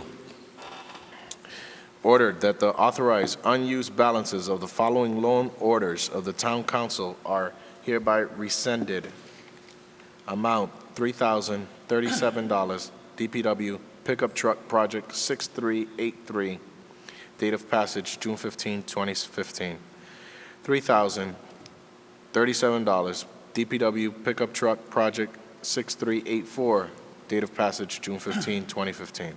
$228, Pickup Truck, DPW Pickup Truck Project number 6385, June 15th, date of passage.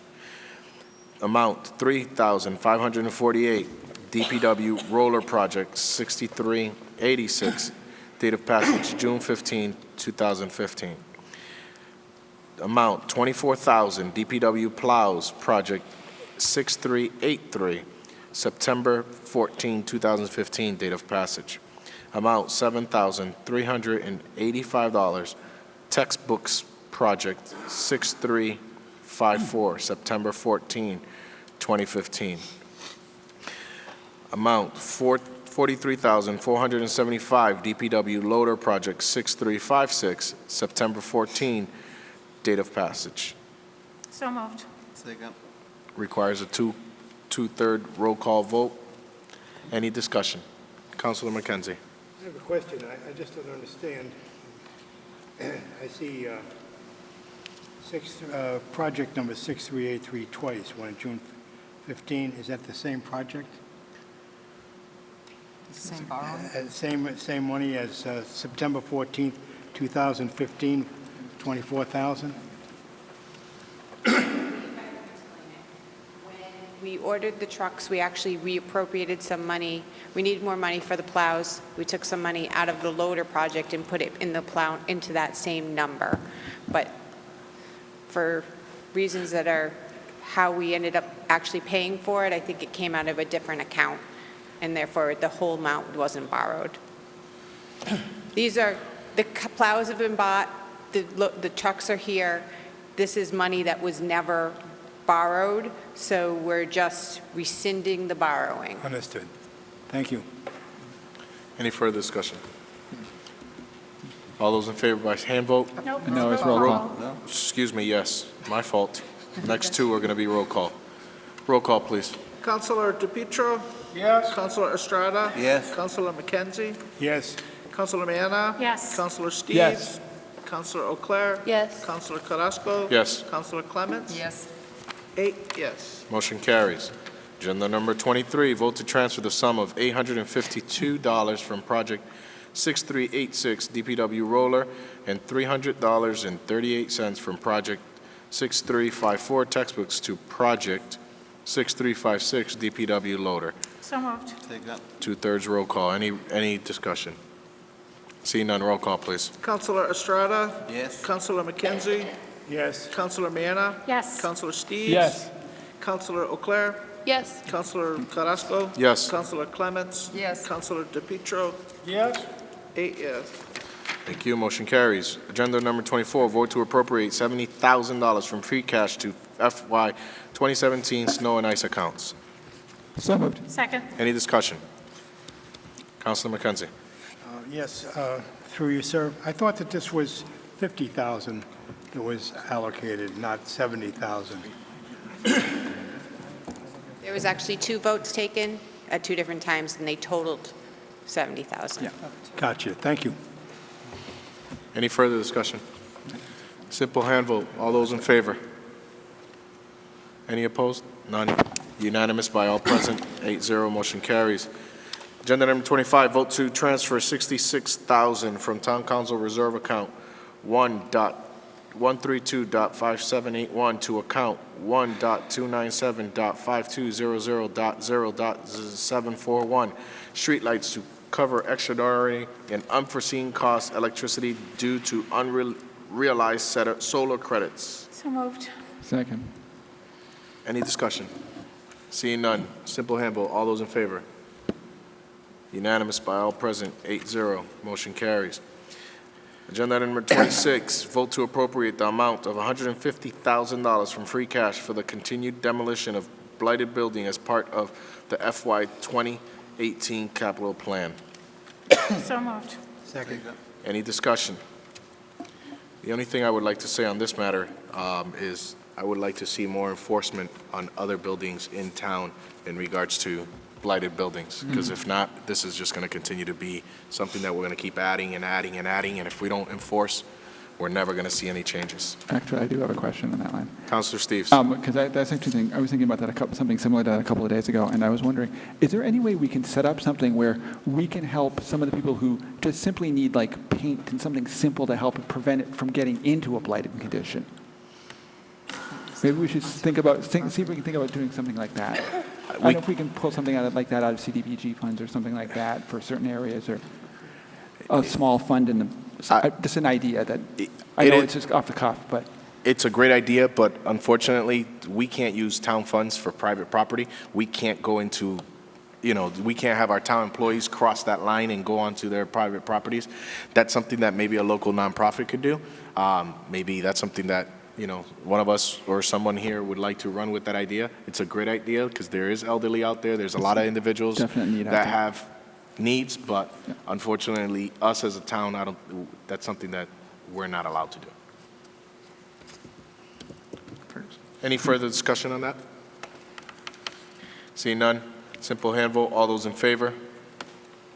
Unanimous, 8-0. Motion carries. Agenda number 27, vote to appropriate $200,000 from water retained earnings to Hatch Pound Dam repairs. So moved. Any discussion? Just minor modifications, Hatchet Pond, not Hatch. But there is only one of them, so. Hatchet Pond. Hatchet Pond. That's right. Doesn't say there. There's an ET? It is Hatchet. It's Hatchet Pond. Okay. Yeah. Hatchet. Next council speaks. Pond Road.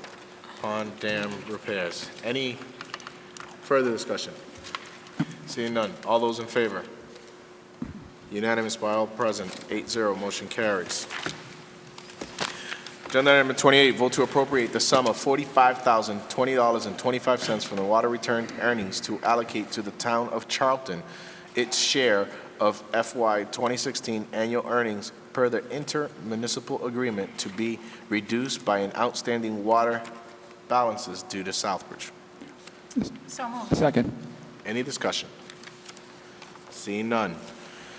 Simple hand vote. That's a simple hand vote. Simple hand vote. All those in favor? The next two aren't. I knew it was coming. Unanimous by all present, 8-0. The next two will be roll call votes. Number, Mr. Chairman, you did not vote? I didn't vote for it. For 7-4-1 Against. against. Against? Yes. Councilor McKenzie was.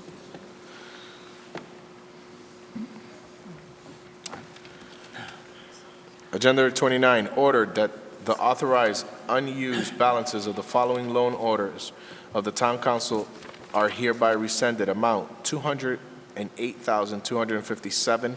Purpose Dam Repair Project 6351. Date of passage October 6, 2014. Amount $320,000. Bio Tower Engineering Project 6406. Date of passage 6/20/2016, which is June. Amount $12,056. Airport Sewer Line Project 6355. Date of passage September 28, 2015. Requires a two-third roll call vote. So moved. Second. Any discussion? Roll call, please. Councilor McKenzie? Yes. Councilor Manna? Yes. Councilor Steves? Yes. Councilor Auclair? Yes. Councilor Carrasco? Yes. Councilor Clements? Yes. Councilor DePietro? Yes? Councilor Estrada? Yes. 8 yes. Motion carries. Agenda item number 30, vote to transfer the sum of $13,343.88 from Project 6358 WASHT Building and $2,522.53 from Project 6361 Biotire Bypass to Project 6359 Sludge Dewater. So moved. Second. Requires a two-third roll call vote. Any discussion? Councilor Auclair. Thank you, Mr. Chair. Through you, I'm sorry, I meant to come to that DPW meeting because I had a couple of questions. The sludge dewatering, is that something that the town's required to do, or is that like, I'm sorry, can you just like quickly explain? Sure. I'll give you a brief synopsis. So we've been working on a sludge dewatering project for, it actually started before I even came, so it's been over 5 years that this project's been in the works. We started with pilot testing on dewatering equipment. Currently, we have 2 belt filter presses. They're over 30 years old. One of them's not even operational because we've stolen all the parts off it to keep the other one running. So we dewater our sludge so that we can then compost it, and that's how we dispose of our sludge. If we didn't do that, it would cost us $18,000 a week just to truck our sludge off-site. So that is your alternative. That is why we are decided to go down this path of finding another technology and upgrading our technologies on dewatering. Centrifuges, we did a pilot study, we did a research, and then a pilot study to see what the best technology would be. Centrifuges came out on top after our pilot. We are at the point now that we've done design and gone out to bid, and we have a contractor waiting for award of the contract. Unfortunately, we don't have enough money funded, and that is why these 2 items are here. This item, however, had to do with reallocating money from the first phase of this project that was our demolition phase that was already done. 4 projects were done under our demolition, 2 of them in preparation of this new equipment, partly preparation, but it's moving the money from the other 2 that are done, which is the waste-activated sludge holding tank and the bypass. So those 2 phases for the bypass of the biotower are done. The leftover funds are putting into the dewatering because that's where we needed the money. All for the sewer plant.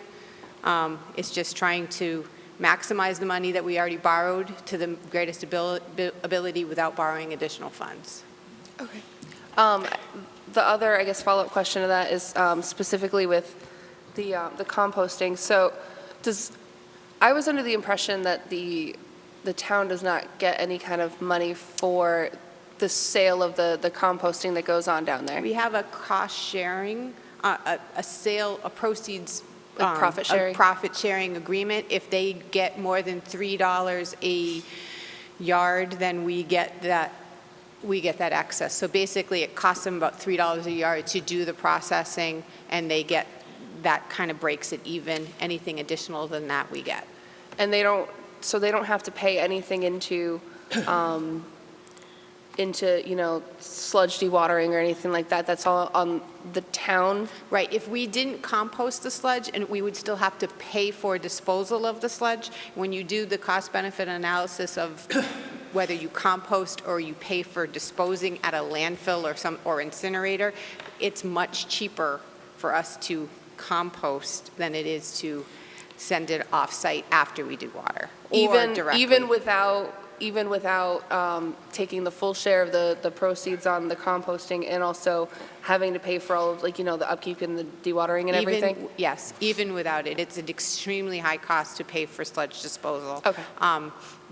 That alternative was looked at when we did the pilots of what if we just decided to send it away. So those reports are out there and available if you want to see them. It doesn't, financially, we'd be talking probably 18 to, you're probably, even if it was dewatered sludge, it still has a high price tag. You're still probably talking $30,000 to $40,000 a month just to dispose of sludge. That's if what I you needed to didn't hear. use compost. Yeah. All right. Thank you very much. Yep. Any further discussion on this item? Seeing none, simple hand vote. All those in favor? No, It's a roll call, excuse me. Councilor Manna? Yes. Councilor Steves? Yes. Councilor Leclerc? Yes. Councilor Carrasco? Yes. Councilor Clements? Yes. Councilor DePietro? Yes. Councilor Estrada? Yes. Councilor McKenzie? Yes. 8 yes. Thank you. Motion carries 8-0. Agenda item number 31 and on will all be hand votes. Guaranteed. Agenda item number 31, vote to appropriate the sum of $174,000 from sewer retained group earnings to Project 6364 Sewer Generator Transfer Switch. So moved. Second. Any discussion? Seeing none. All those in favor? Unanimous by all present, 8-0. Agenda item number 32, vote to appropriate the sum of $320,000 from sewer retained earnings to Project 6406 Biotower Engineering. So moved. Second. Any discussion? Seeing none. All those in favor? Unanimous by all present, 8-0. Motion carries. Agenda number 33, vote to appropriate the sum of $300,000 from water retained earnings for a new roof at the water treatment plant. So moved. Second. Any discussion? Seeing none. All those in favor? Unanimous by all present, 8-0. Agenda item number 34, vote to appropriate the sum of $600,000 from sewer retained earnings to Project 6359 Sludge Dewatering. So moved. Any discussion? Seeing none. All those in favor? Unanimous by all present, 8-0. Motion carries. At the request of our town manager, agenda item number 35 is not going to be discussed tonight. It will be on hold.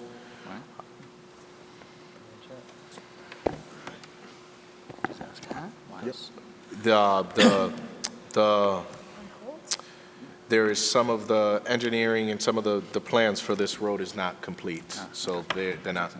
Should we postpone it? We don't want to put anything on hold. We could postpone. I think. Let's make a motion then. Yeah. I make a motion to postpone agenda item number 35. Second. All those in favor to postpone agenda item number 35? Unanimous by all present. Agenda item 36, vote to send proposed temporary moratorium on recreational marijuana establishments through November 30th, 2018 to the planning board for public comment. So moved. Second. Any discussion? Seeing none. All those in favor? 1, 2, 3, 4, 5. 7. All those opposed? 1. 7-1. Thank you. Motion carries. Agenda item number 37, vote to send the, 37. Wow, my eyes are tired. Vote to send the proposed amendment to rezone several properties in the Foster, North, and Central Street areas to the planning board for public comment. So moved. Second. Any discussion? Councilor O'Clair. Thank you, Mr. Chair. Through you. First of all, I just wanted to mention, as I did in the minutes, that I live in one of these areas. So I just wanted to disclose that first and foremost. I had a couple of comments on this that I did some research with later. And I have a couple of questions for Sandy if she's still here. She is.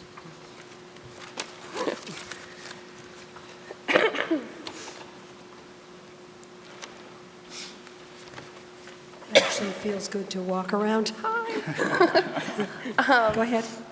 So I have a question because the proposed amendment for these properties were light industrial, going from two-family to light industrial use, as we had spoken of in the subcommittee meeting. And the reasons cited were because of the Center of Hope parking lot was kind of the catalyst of this. Is that was accurate? the catalyst, yes, but it's not the only reason. Right. So that was the catalyst of this, and then obviously something definitely needs to be done in that area. I went back and looked at the 2011 Urban Revitalization Plan, and specifically in the Urban Revitalization Plan, it talked about getting away from the light industrial use, and for these types of areas where you're looking for mixed-use buildings with businesses, in the bottom floors and homes in the top floors, as we had mentioned, that general business was actually something that we should be moving more towards instead of light industrial, especially in this, all-encompassing downtown area. Is there any reason why I know that when we talked, I had asked why light industrial, and the planning board had mentioned, because of the versatility of it. Is there any reason for light industrial over general business? Because, we already have these plans saying otherwise. Well, actually, as you know, general business and light industrial are very, very similar.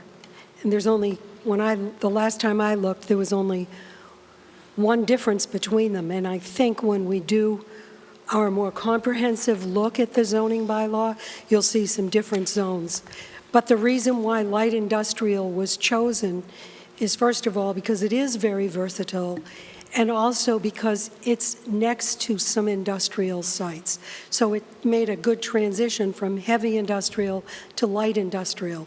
And we didn't break it down further into general business because there's so much you can do for general business in a light industrial zone, including those opportunities we spoke about at subcommittee where you can have businesses on the lower floors and residences above, which is great for the downtown. It's also great for this area because it's part of the larger central area. Did I answer your question? I don't know if you did. So what you just said, I mean, it absolutely makes sense, especially, with that area. But why light industrial over the general business? Like when we specifically have a plan that we paid money for that said to, lay off on light industry.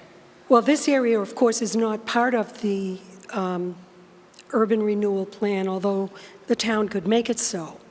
We could have taken the areas closest to the heavy industry and made them light industry, and then we could have made the other areas general business. But we didn't do that because we thought it would be better to have larger zones, and they're so much alike, we just didn't think it mattered. But that can come up during the public hearing. I'm sure you will be there, and we'll see. We could discuss it at that time. Okay. Councilor if- Steves? Sorry. Thank you, Mr. Chairman. Were you done? First of all? Okay.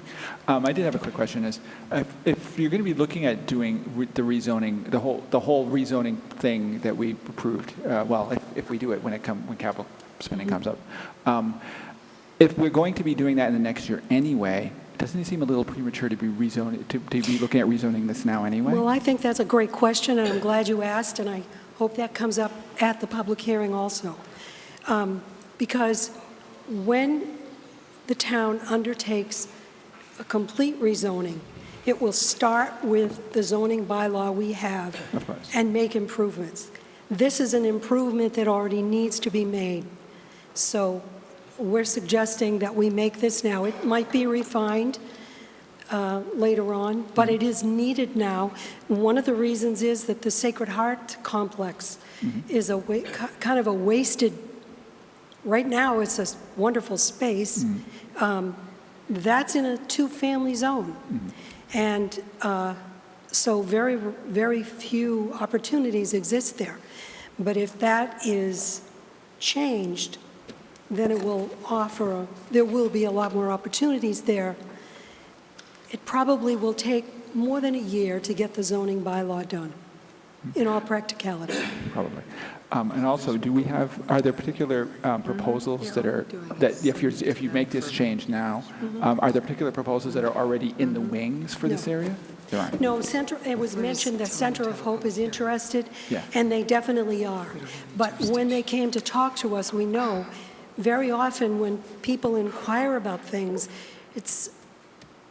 there's a long way between if and when they inquire and if and when it happens. Right. But then we looked at it and we said, something else could happen there. If we zone it properly, then it would be available for someone to come in and do the job. Like on Worcester Street, as you recall, we changed the zoning there. We did that because we had an inquiry. If it had been done before then, it would have been much faster. Okay, thank you. Councilor McKenzie? Yes.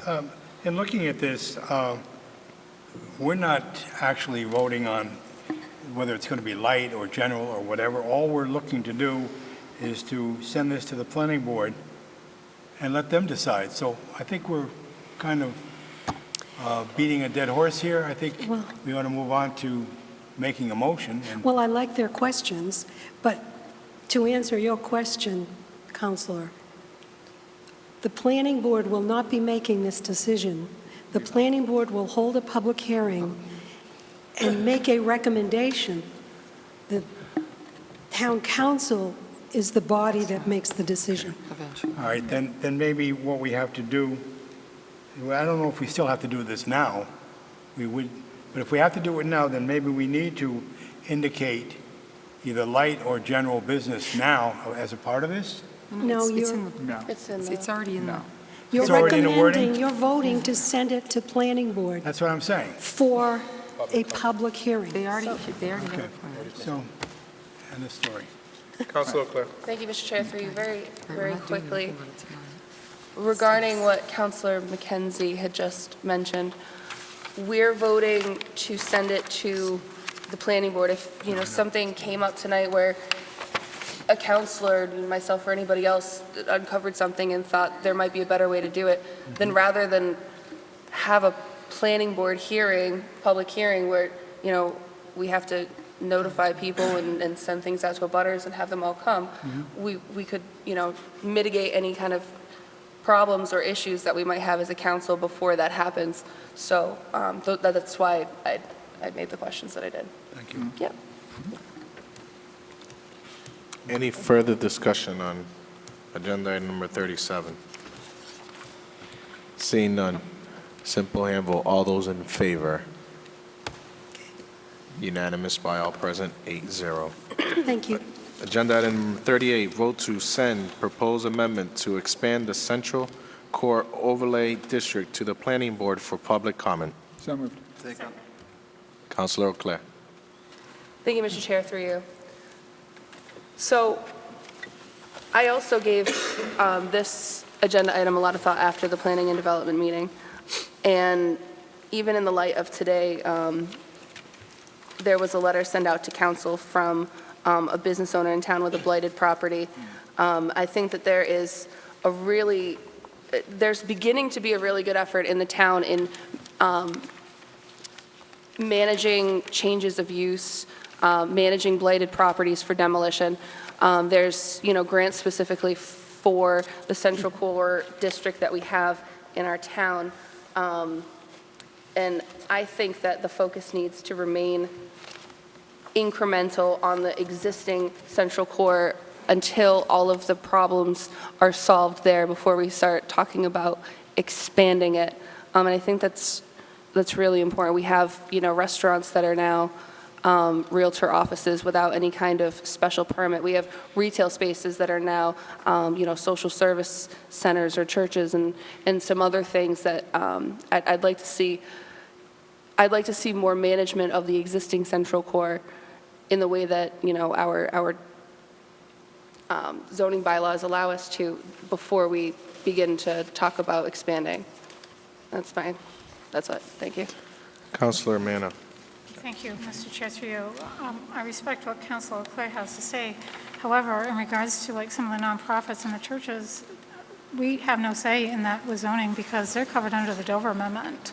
So the churches are covered under the Dover Amendment, and if it's a nonprofit that teaches education, they're covered under the Dover Amendment as well. So we really have no say in that zoning, for them to come down. For a special permit on a change of use? You talked about churches and whatnot in Right. our So core I'm district. talking about changes of use. So if any building in the central core goes abandoned or unused for 2 years, there's now no existing use for it. It needs to go to a special permit no matter what. Not if it's a church or if it's a school. It doesn't. They're covered under the Dover Amendment. I fought that for, I've been trying to get it changed, the education part, but, they are. Look it up. Chapter 40. Unfortunately, you're right. Okay. So anyway, there's still realty offices where there used to be restaurants and some other things that I think, need to be addressed before we expand it. But thank you for letting me know that. You're welcome. Any further discussion on this item? Seeing none, simple hand vote. All those in favor? I can't see Councilor DePietros. Thank you. And all those opposed? 1. 7-1. Agenda item number 39, Councilors Forum. Councilor Manna. Did you say Councilor Manna? Yes. I'm too busy fanning myself because it's so hot up here. I apologize. Thank you, Mr. Chair, through you. Well, as we all know, next Tuesday, is voting. Polls open at 7, they close at 8. I highly recommend that you go exercise your right to vote. We do have open seats for the town council, school committee, and we do have 5 very important questions. I'm going to just touch upon a little bit tonight that was spoken at Council's Forum. I hear a lot of the same stories, and I admire people's courage to get up at Council's Forum and speak. Citizens Forum? Citizens Forum, yeah. I admire Council's Forum, too, because they get beat up sometimes just as bad. However, when you come up here to Citizens Forum and you're going to start throwing accusations, I really wish you would have the facts. We hear about our landfill. A couple years ago, we had a gentleman say something about our landfill, the cause of their loved one's cancer.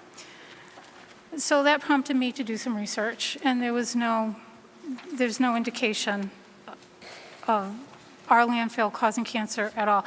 I actually did some research within Massachusetts, and there was a study done in North Adams on a landfill because there was a group of people as well that we're making the same accusations, and there was no correlation to the types of cancers that these people had, and there was nothing directed to the landfill. And then when you start making accusations about past counselors being sick, and so, that, you need to have proof for that, please. And I really, that's something that should not be said up there, and it should have been stopped. So that really, that upset me. I believe in everybody's right to speak, but, if you're just throwing something out there to use it as a scare tactic, don't do it. But if you're throwing it out there and you have the facts to back it up, then I'll respect you 100%. They talk about the quality of life, and I'm all for the quality of life, too. We have so many buildings in this town that have lead in it, asbestos.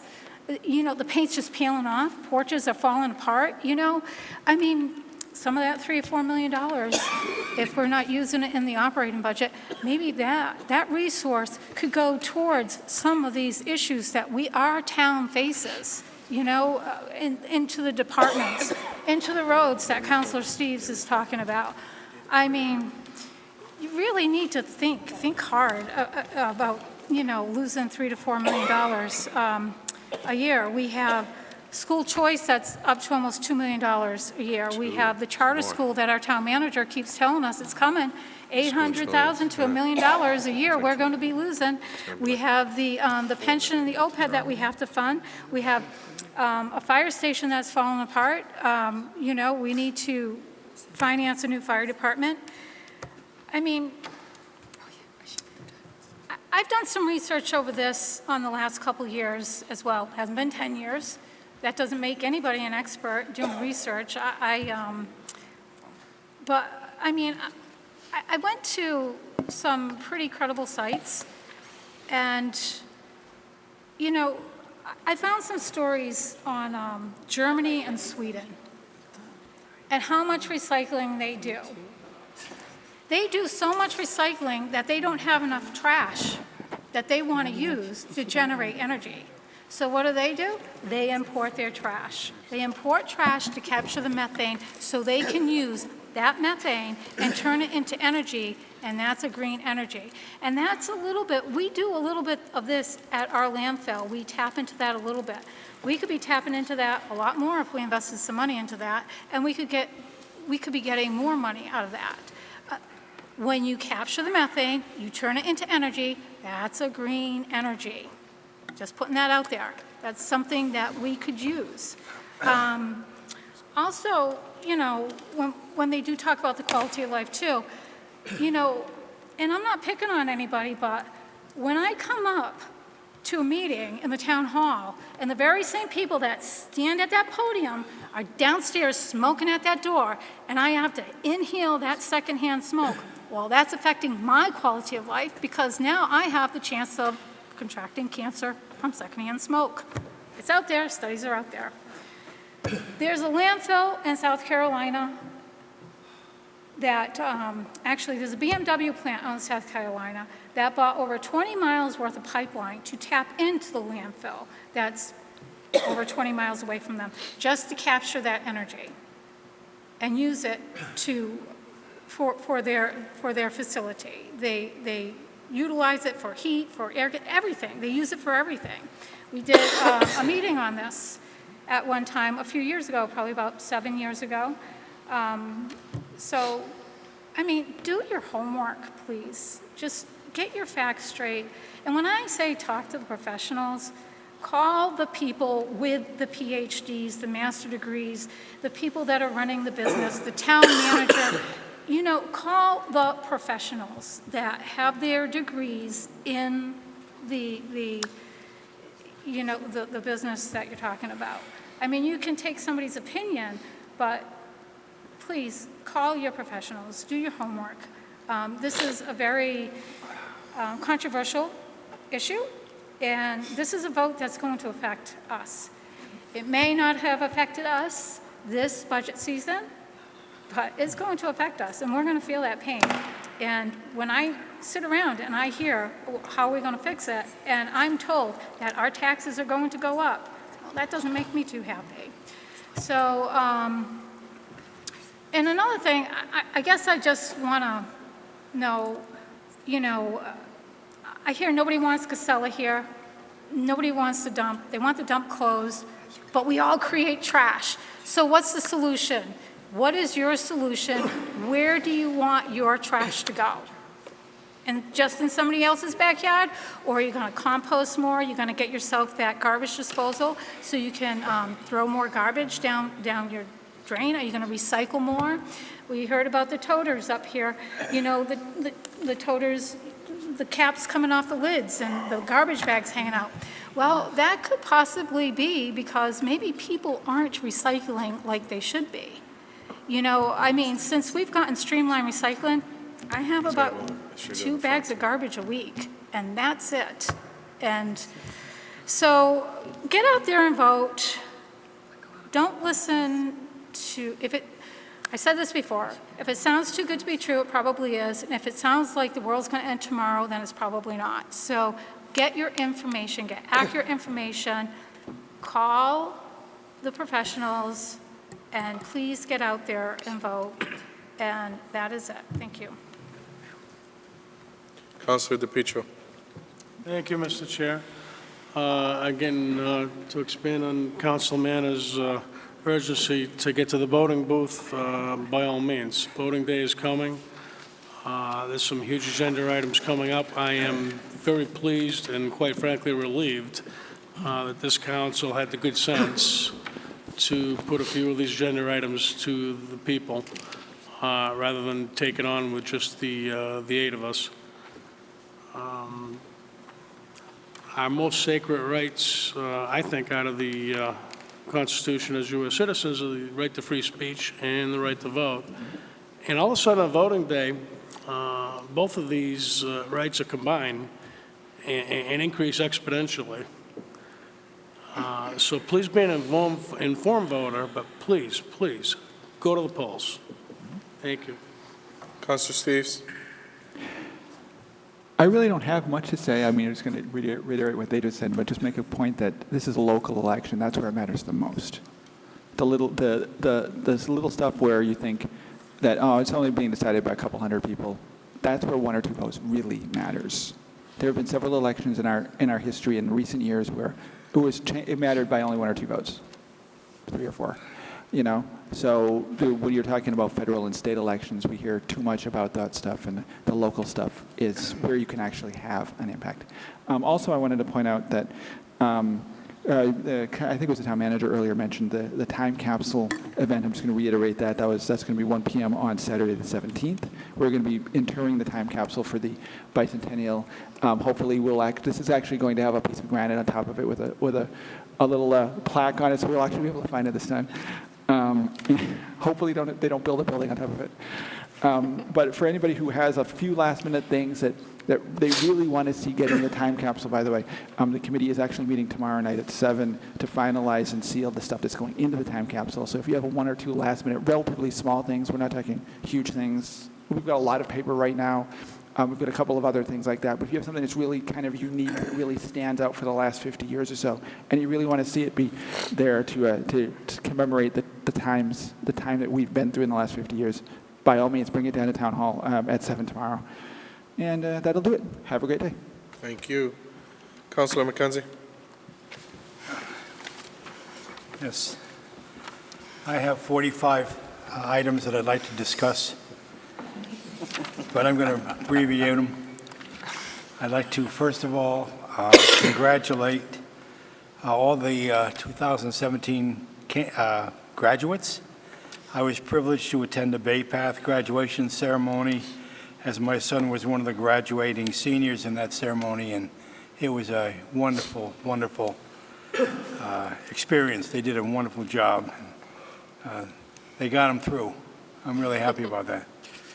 The other thing that I'd like to mention, as soon as I can find my other paper, just had it. It disappeared. St. Luke's Guest House, which is located on 141 Main Street in Southbridge, is the only homeless shelter in southern Worcester County. Previously, the space was a day Daycare Center, or Day Center for Southbridge Interfaith Hospitality Network, a network of sheltering congregations. It began as a private effort in 2013 and has remained at capacity, frequently having to turn men away, women away, and children who are in great need. The vision of St. Luke's Guest House is that all people experiencing homelessness in southern Worcester County would have a place to receive Christian hospitality and assistance towards self-sufficiency. The mission of St. Luke's Guest House is to provide short-term sheltering and to encourage and support guests in achieving self-sufficiency. Their goal is to increase their ability to help the homeless and to work towards the day that no one in our area is without a shelter. Together, they will help to equip their guests at St. Luke's for self-sufficiency in Southbridge and the surrounding communities. The guest house has 7 rooms to accommodate a combination of single and married family guests. Rooms are fully furnished. Containers are provided for guests' personal belongings and clothing. Guests are responsible for preparing their own food, though, in the guest kitchens. 2 more points. Guests meet regularly with a guest advocate for case management in connection with appropriate resources for self-sufficiency. And St. Luke's Guest House depends on charitable donations for its support. They receive no government funding. Tax-deductible contributions support their work of sheltering neighborhood families and equip them for self-sufficiency. Their efforts to help the homeless is needed. To succeed, they need the support of many in our community. Thank you. Councilor Estrada. Thank you, Mr. Chair. My neighbor, my friend, today finished my first term, your city council. Thank you for community, for big opportunity for the last 3 years to represent. It's honor for me. It's big honor representing you and your family. Thank you to the old councilor for the time, Tom Manager. Thank you for you try to make a difference in the city. Only thank you for all the community. Again, for the last 3 years, my slogan: if you all together, if you all work together, a better service is possible. It's possible. Keep going to the next step. Don't stop the dream, my people. Service is the love city. Thank you. Thank you. Councilor O'Clair. Thank you, Mr. Chair. I thought you were going to skip me tonight. Like, I guess I've been voting no too many times. So I just want to say, everybody, come out, vote on June 13th at the Southbridge Community Center. Good luck to all of the candidates that are running for the seats on the town council and also the school committee. I think it's a pretty pivotal year. I think that we have a lot of work to do in the coming years, and I'm looking forward to working with some new faces on both sides. I want to say thank you to Mr. Santangelo, who last week sent out a breakdown of the royalty funds that are coming into the town, where they're allocated at this time in the budget. It was a 6 or 7 page document that was very thorough. Had some input from Andy Pelletier, and I think that it was a much needed document. So, there's a lot more education as far as where the royalty funds go, how much are still in the operating budget, and what have already been taken out. I know that I've said it a few times, and I know at the last meeting we did mention it, but the imminent needs of the community have been met after the passing of the last budget. The remaining royalty funds are going towards long-term liabilities and now capital expenses. So for the people who think that their taxes are going to skyrocket, or we're going to have to lay off police officers and firefighters, and and do all of these things, it's not a reality. And I thank the town manager for putting it out there in a public document that really, really defines everything with facts and figures. I think that's all I have. Get out, vote. Thanks, that's it. Thank you. Councilor Clements. Thank you. I would like to thank all those who made the Memorial Day event very special. It wasn't the greatest weather day, but it was wonderful to see so many people. The band did a great job, and everybody who organized and spent the time that day to thank our veterans and remember all those who serve our country in the past and the present. And so I think it was a great morning to get out and take a nice walk. The Sturbridge seniors had their lunch today. It was a small group, so you seniors out there watching the show, please join up. Get involved at the Community Center on Chestnut Street. There's so much going on there, exercise classes, cooking classes, all kinds of things. And of course, the once-a-month luncheon. You really should go. It's a great thing. I would be amiss to say that that Memorial Day event, the VFW put on a wonderful lunch after, as they've done every year.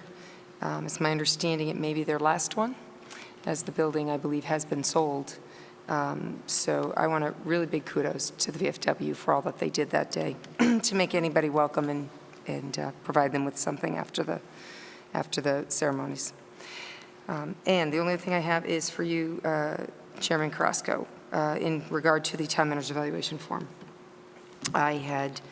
We had discussed this at the last meeting and voted on it, and I believe it was the intention of most of us, or all of us, that we wanted to move on the item in June. It's June 5th.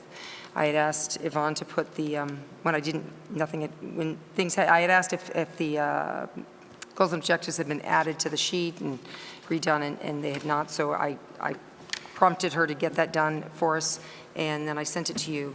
So I guess I'm curious, just so I don't bring it up again, are you planning, do we want this to move forward? And if so, I would probably suggest, because of the time frame, that we end up with a third meeting in June on the 26th. So those are just some thoughts. The goals and objectives as they were laid out are on here, and then the rest of the document is as was voted on. So I didn't have her print anything or do anything more for anybody, because I didn't want to print something that wasn't waste trees and ink. So I guess I'm bringing that up now to find out what the intention is of this committee, of this council, going forward for the month of June, so I can plan. It is up to this council. It is up to this council what they desire to do. If they want to go forward with the evaluation process, the form is well put together. We've had all input in it. It's up to the will of the council. So it'd be my comment then, if you decide to do that you would have it in hand probably by tomorrow, and that you'd probably take a couple of weeks to, or as short, maybe not so long, because it's more concise, but then again, to get them back to the chair and to Human Resource or whoever for compilation. And potentially, our last potential meeting could be the 26th of June, right, even though we have a meeting on the 19th, but now we have all the capital, or just call it Council of the Whole on any day, technically, to do the evaluation of one item, a one subject item, Council of the Whole meeting. I don't know. Those are suggestions, but that's certainly up to everybody. Or you. Councilor McKenzie. Yes. When we're talking about the format, not the actual evaluation, is that correct? No, the format's been approved. All right. Well, then we need to do this before the next seating of new councilors. Absolutely. So that would be my only concern, either whether it is a council of the whole or whether it's going to be the 26th or it's going to be on normal council meeting on the 19th. We'll have to make that determination. So I don't know how that's going to be done. Okay. I will let you, I want to hear the council, so. I heard Councilor Gus, Councilor Claire. Me first? Yeah. Thank you. Sorry. Through you, Mr. Chair. I guess my only question would be regarding the goals and objectives.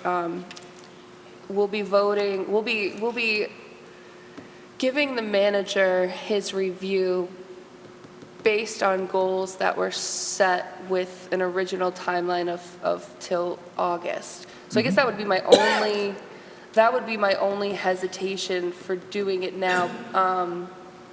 However, I think that it's, it's what the council should be doing in the future, and I don't even know if I'm not opposed to it now. I just think that that might be unfair to shave off, 20% of the year for the objectives at this time. Does that make sense? Councilor Steves? No, I It was does. before him. It's going to be based on what you... I had my hand up for 5 minutes. Go ahead. Councilor Steves? Okay, thank you. I think we can deal with that. I don't think that would be too much of a problem. If we just keep that in mind, that sometime if some longer project that we expected, maybe to be done by the end of the year, that might not be reasonably done. I can understand that.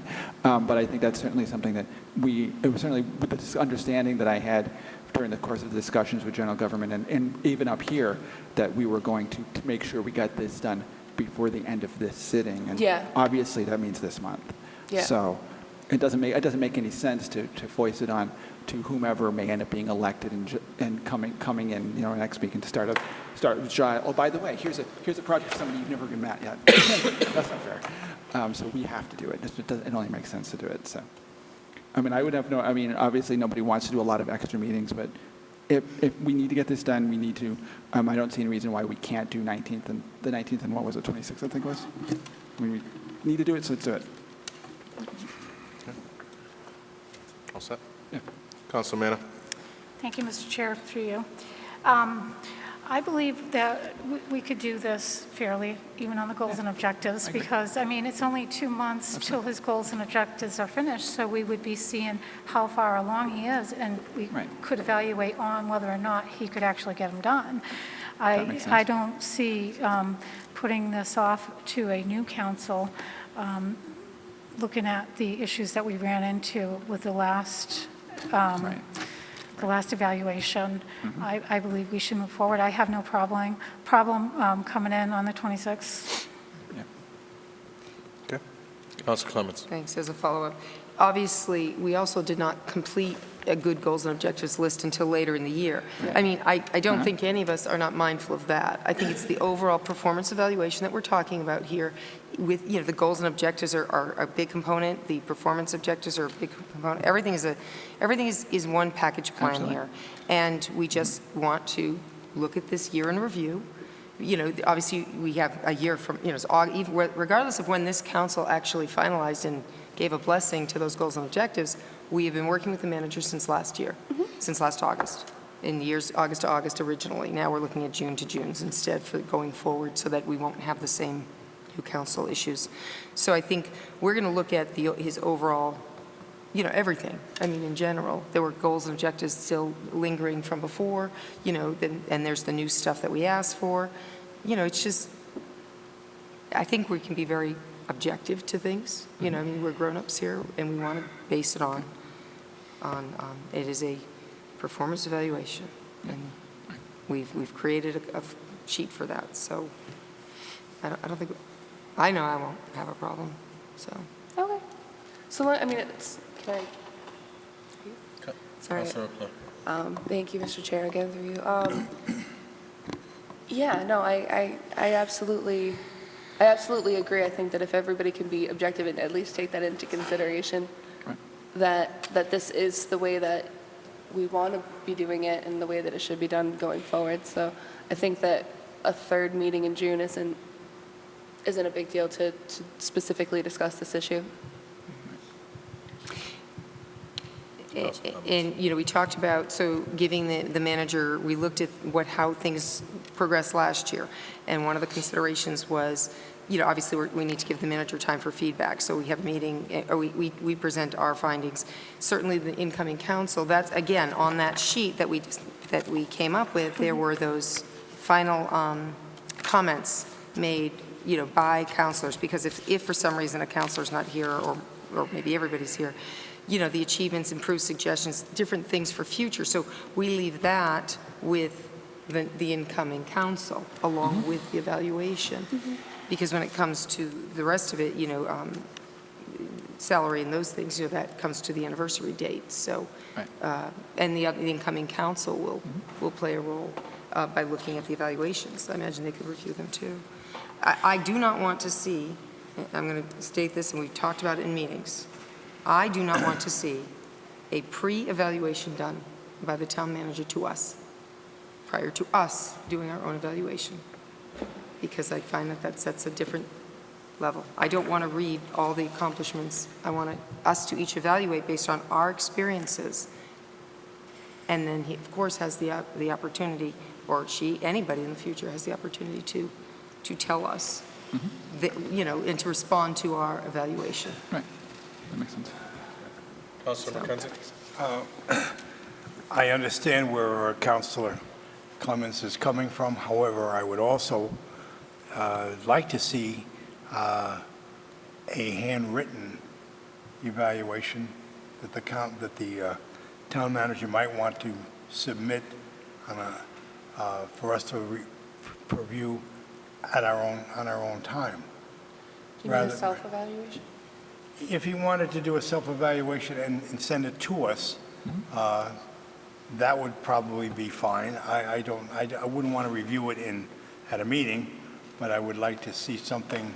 I wouldn't mind seeing in writing his evaluation of his responsibilities. I think that would be fine. I think that could actually be helpful, because there may be a lot of things that I'm not familiar with that he's doing, and it could help. It could help in a judgment. So, but I just wouldn't like to see it at a meeting. Anybody else? Mr. San Angelo? So a couple of comments, just because a lot of things kind of thrown out there. So Councilor Clements made a point that I didn't get the goals and objectives for quite some time after I was expected to, something in the neighborhood of 2 months. Now we're taking off 2 months at the end. So that's pretty close to 4 months of the 12 months that I'm kind of losing to some degree, maybe a little less depending upon the dates. The last year, I put together a sheet on each goal and objective, basically showing you where we're at with that goal and objective to explain to councilors where we're at. And even doing that, for instance, Councilor Steve had a bunch of questions. He didn't know about a particular goal or objective, and I don't know how, quite frankly, how you would know what I've done on a lot of different things. So if I don't tell you where we are on a particular goal and objective, I don't know how you could fill out the form. So I'm a little baffled. I feel like my hands are kind of being tied explaining to you what the goals and objectives, where I'm at with any particular goal and objective, and how you evaluate that if I don't even tell you how we're there. So I mean, Shame on us if we don't know where you are.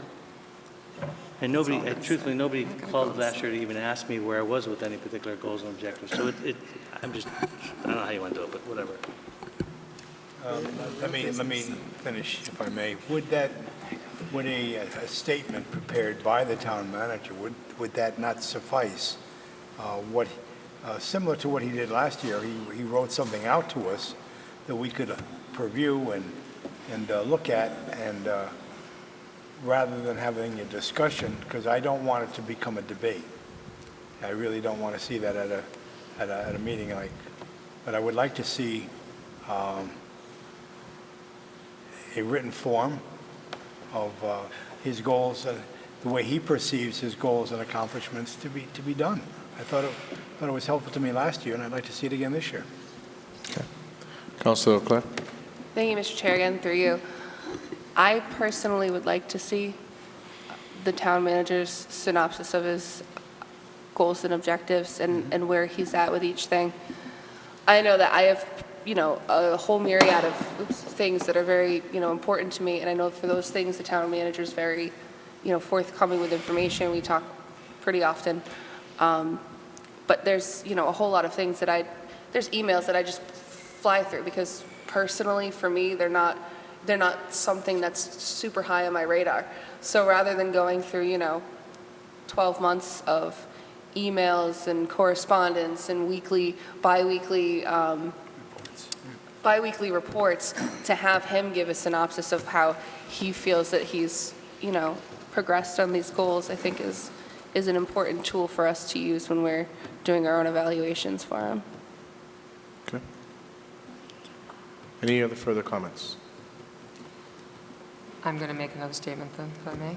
Sure. We discussed this in general government, too. We even had a town administrator interim from another community talk about this particular subject. And like in any business, the self-evaluation is great, but it should not be what affects your evaluation of your employee.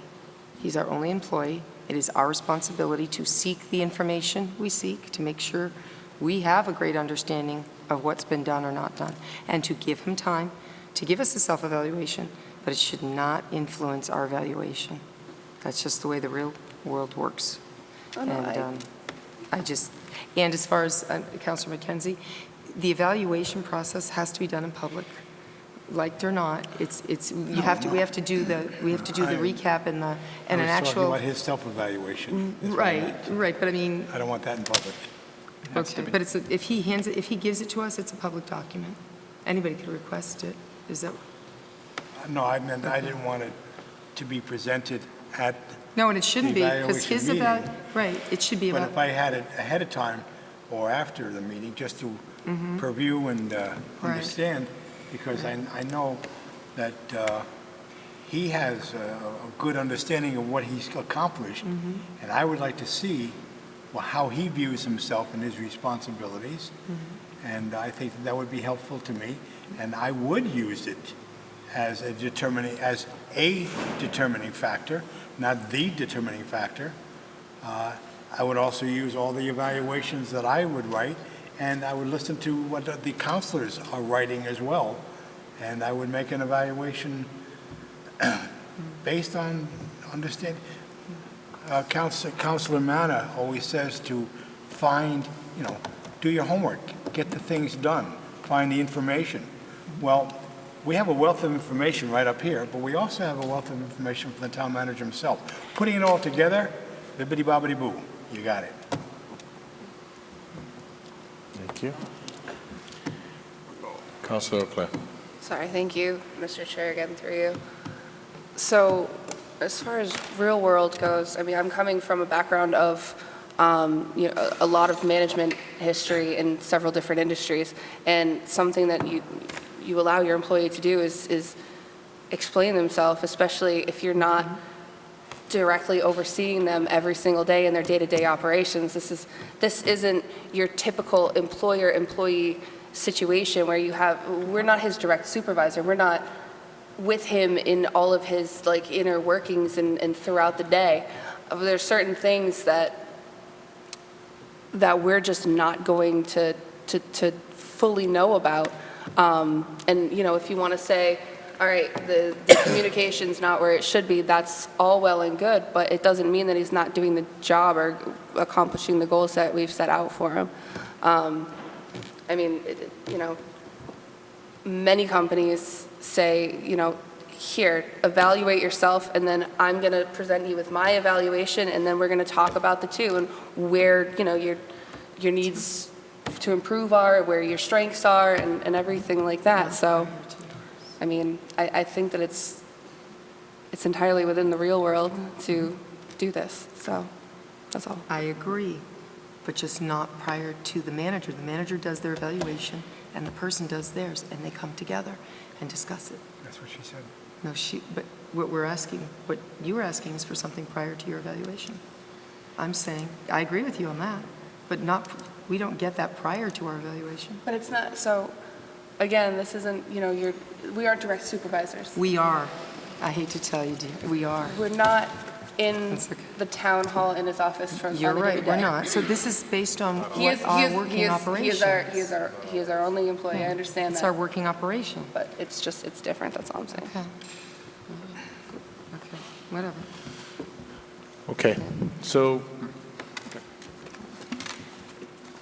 I will send out an email tomorrow to the council in regards to the town manager's evaluation. When it will take off, it should take off fairly soon. In regards to the date for another meeting, I will look at all calendars and see when we will fit it in, if need be. to have it on the 26th, but I cannot commit to the 26th at this point because I have not seen calendars yet. Okay? Councilor Steves. I was thinking, do you think we can make sure that we have the evaluation documents in our packet for this week? Yeah, that's the plan, if it goes out there. Could we get them emailed, though? That way, at least people could start. Sure. The form is the executive, Ms. Torres has the form, so once that decision is made, it will be, I will send an email to her and say, send out the form. So that'll happen. Any other discussion? Councilor Clements, you have still the floor. Yeah, I think that's that was important to, good. I'm good, thank you. Okay, agenda item number. One more thing. Councilor McKenzie. Just want to thank our cameraman and our recorder for the great job that they do. Thank you very much. Yeah. Councilor, agenda item number 40, discussion of next meeting date. That would be Monday, June 19th, 7 p.m. here in council chambers. Thank you. Agenda item number 41. Motion to adjourn. Second. All those in favor? Unanimous by all present. Good night. Oh my God.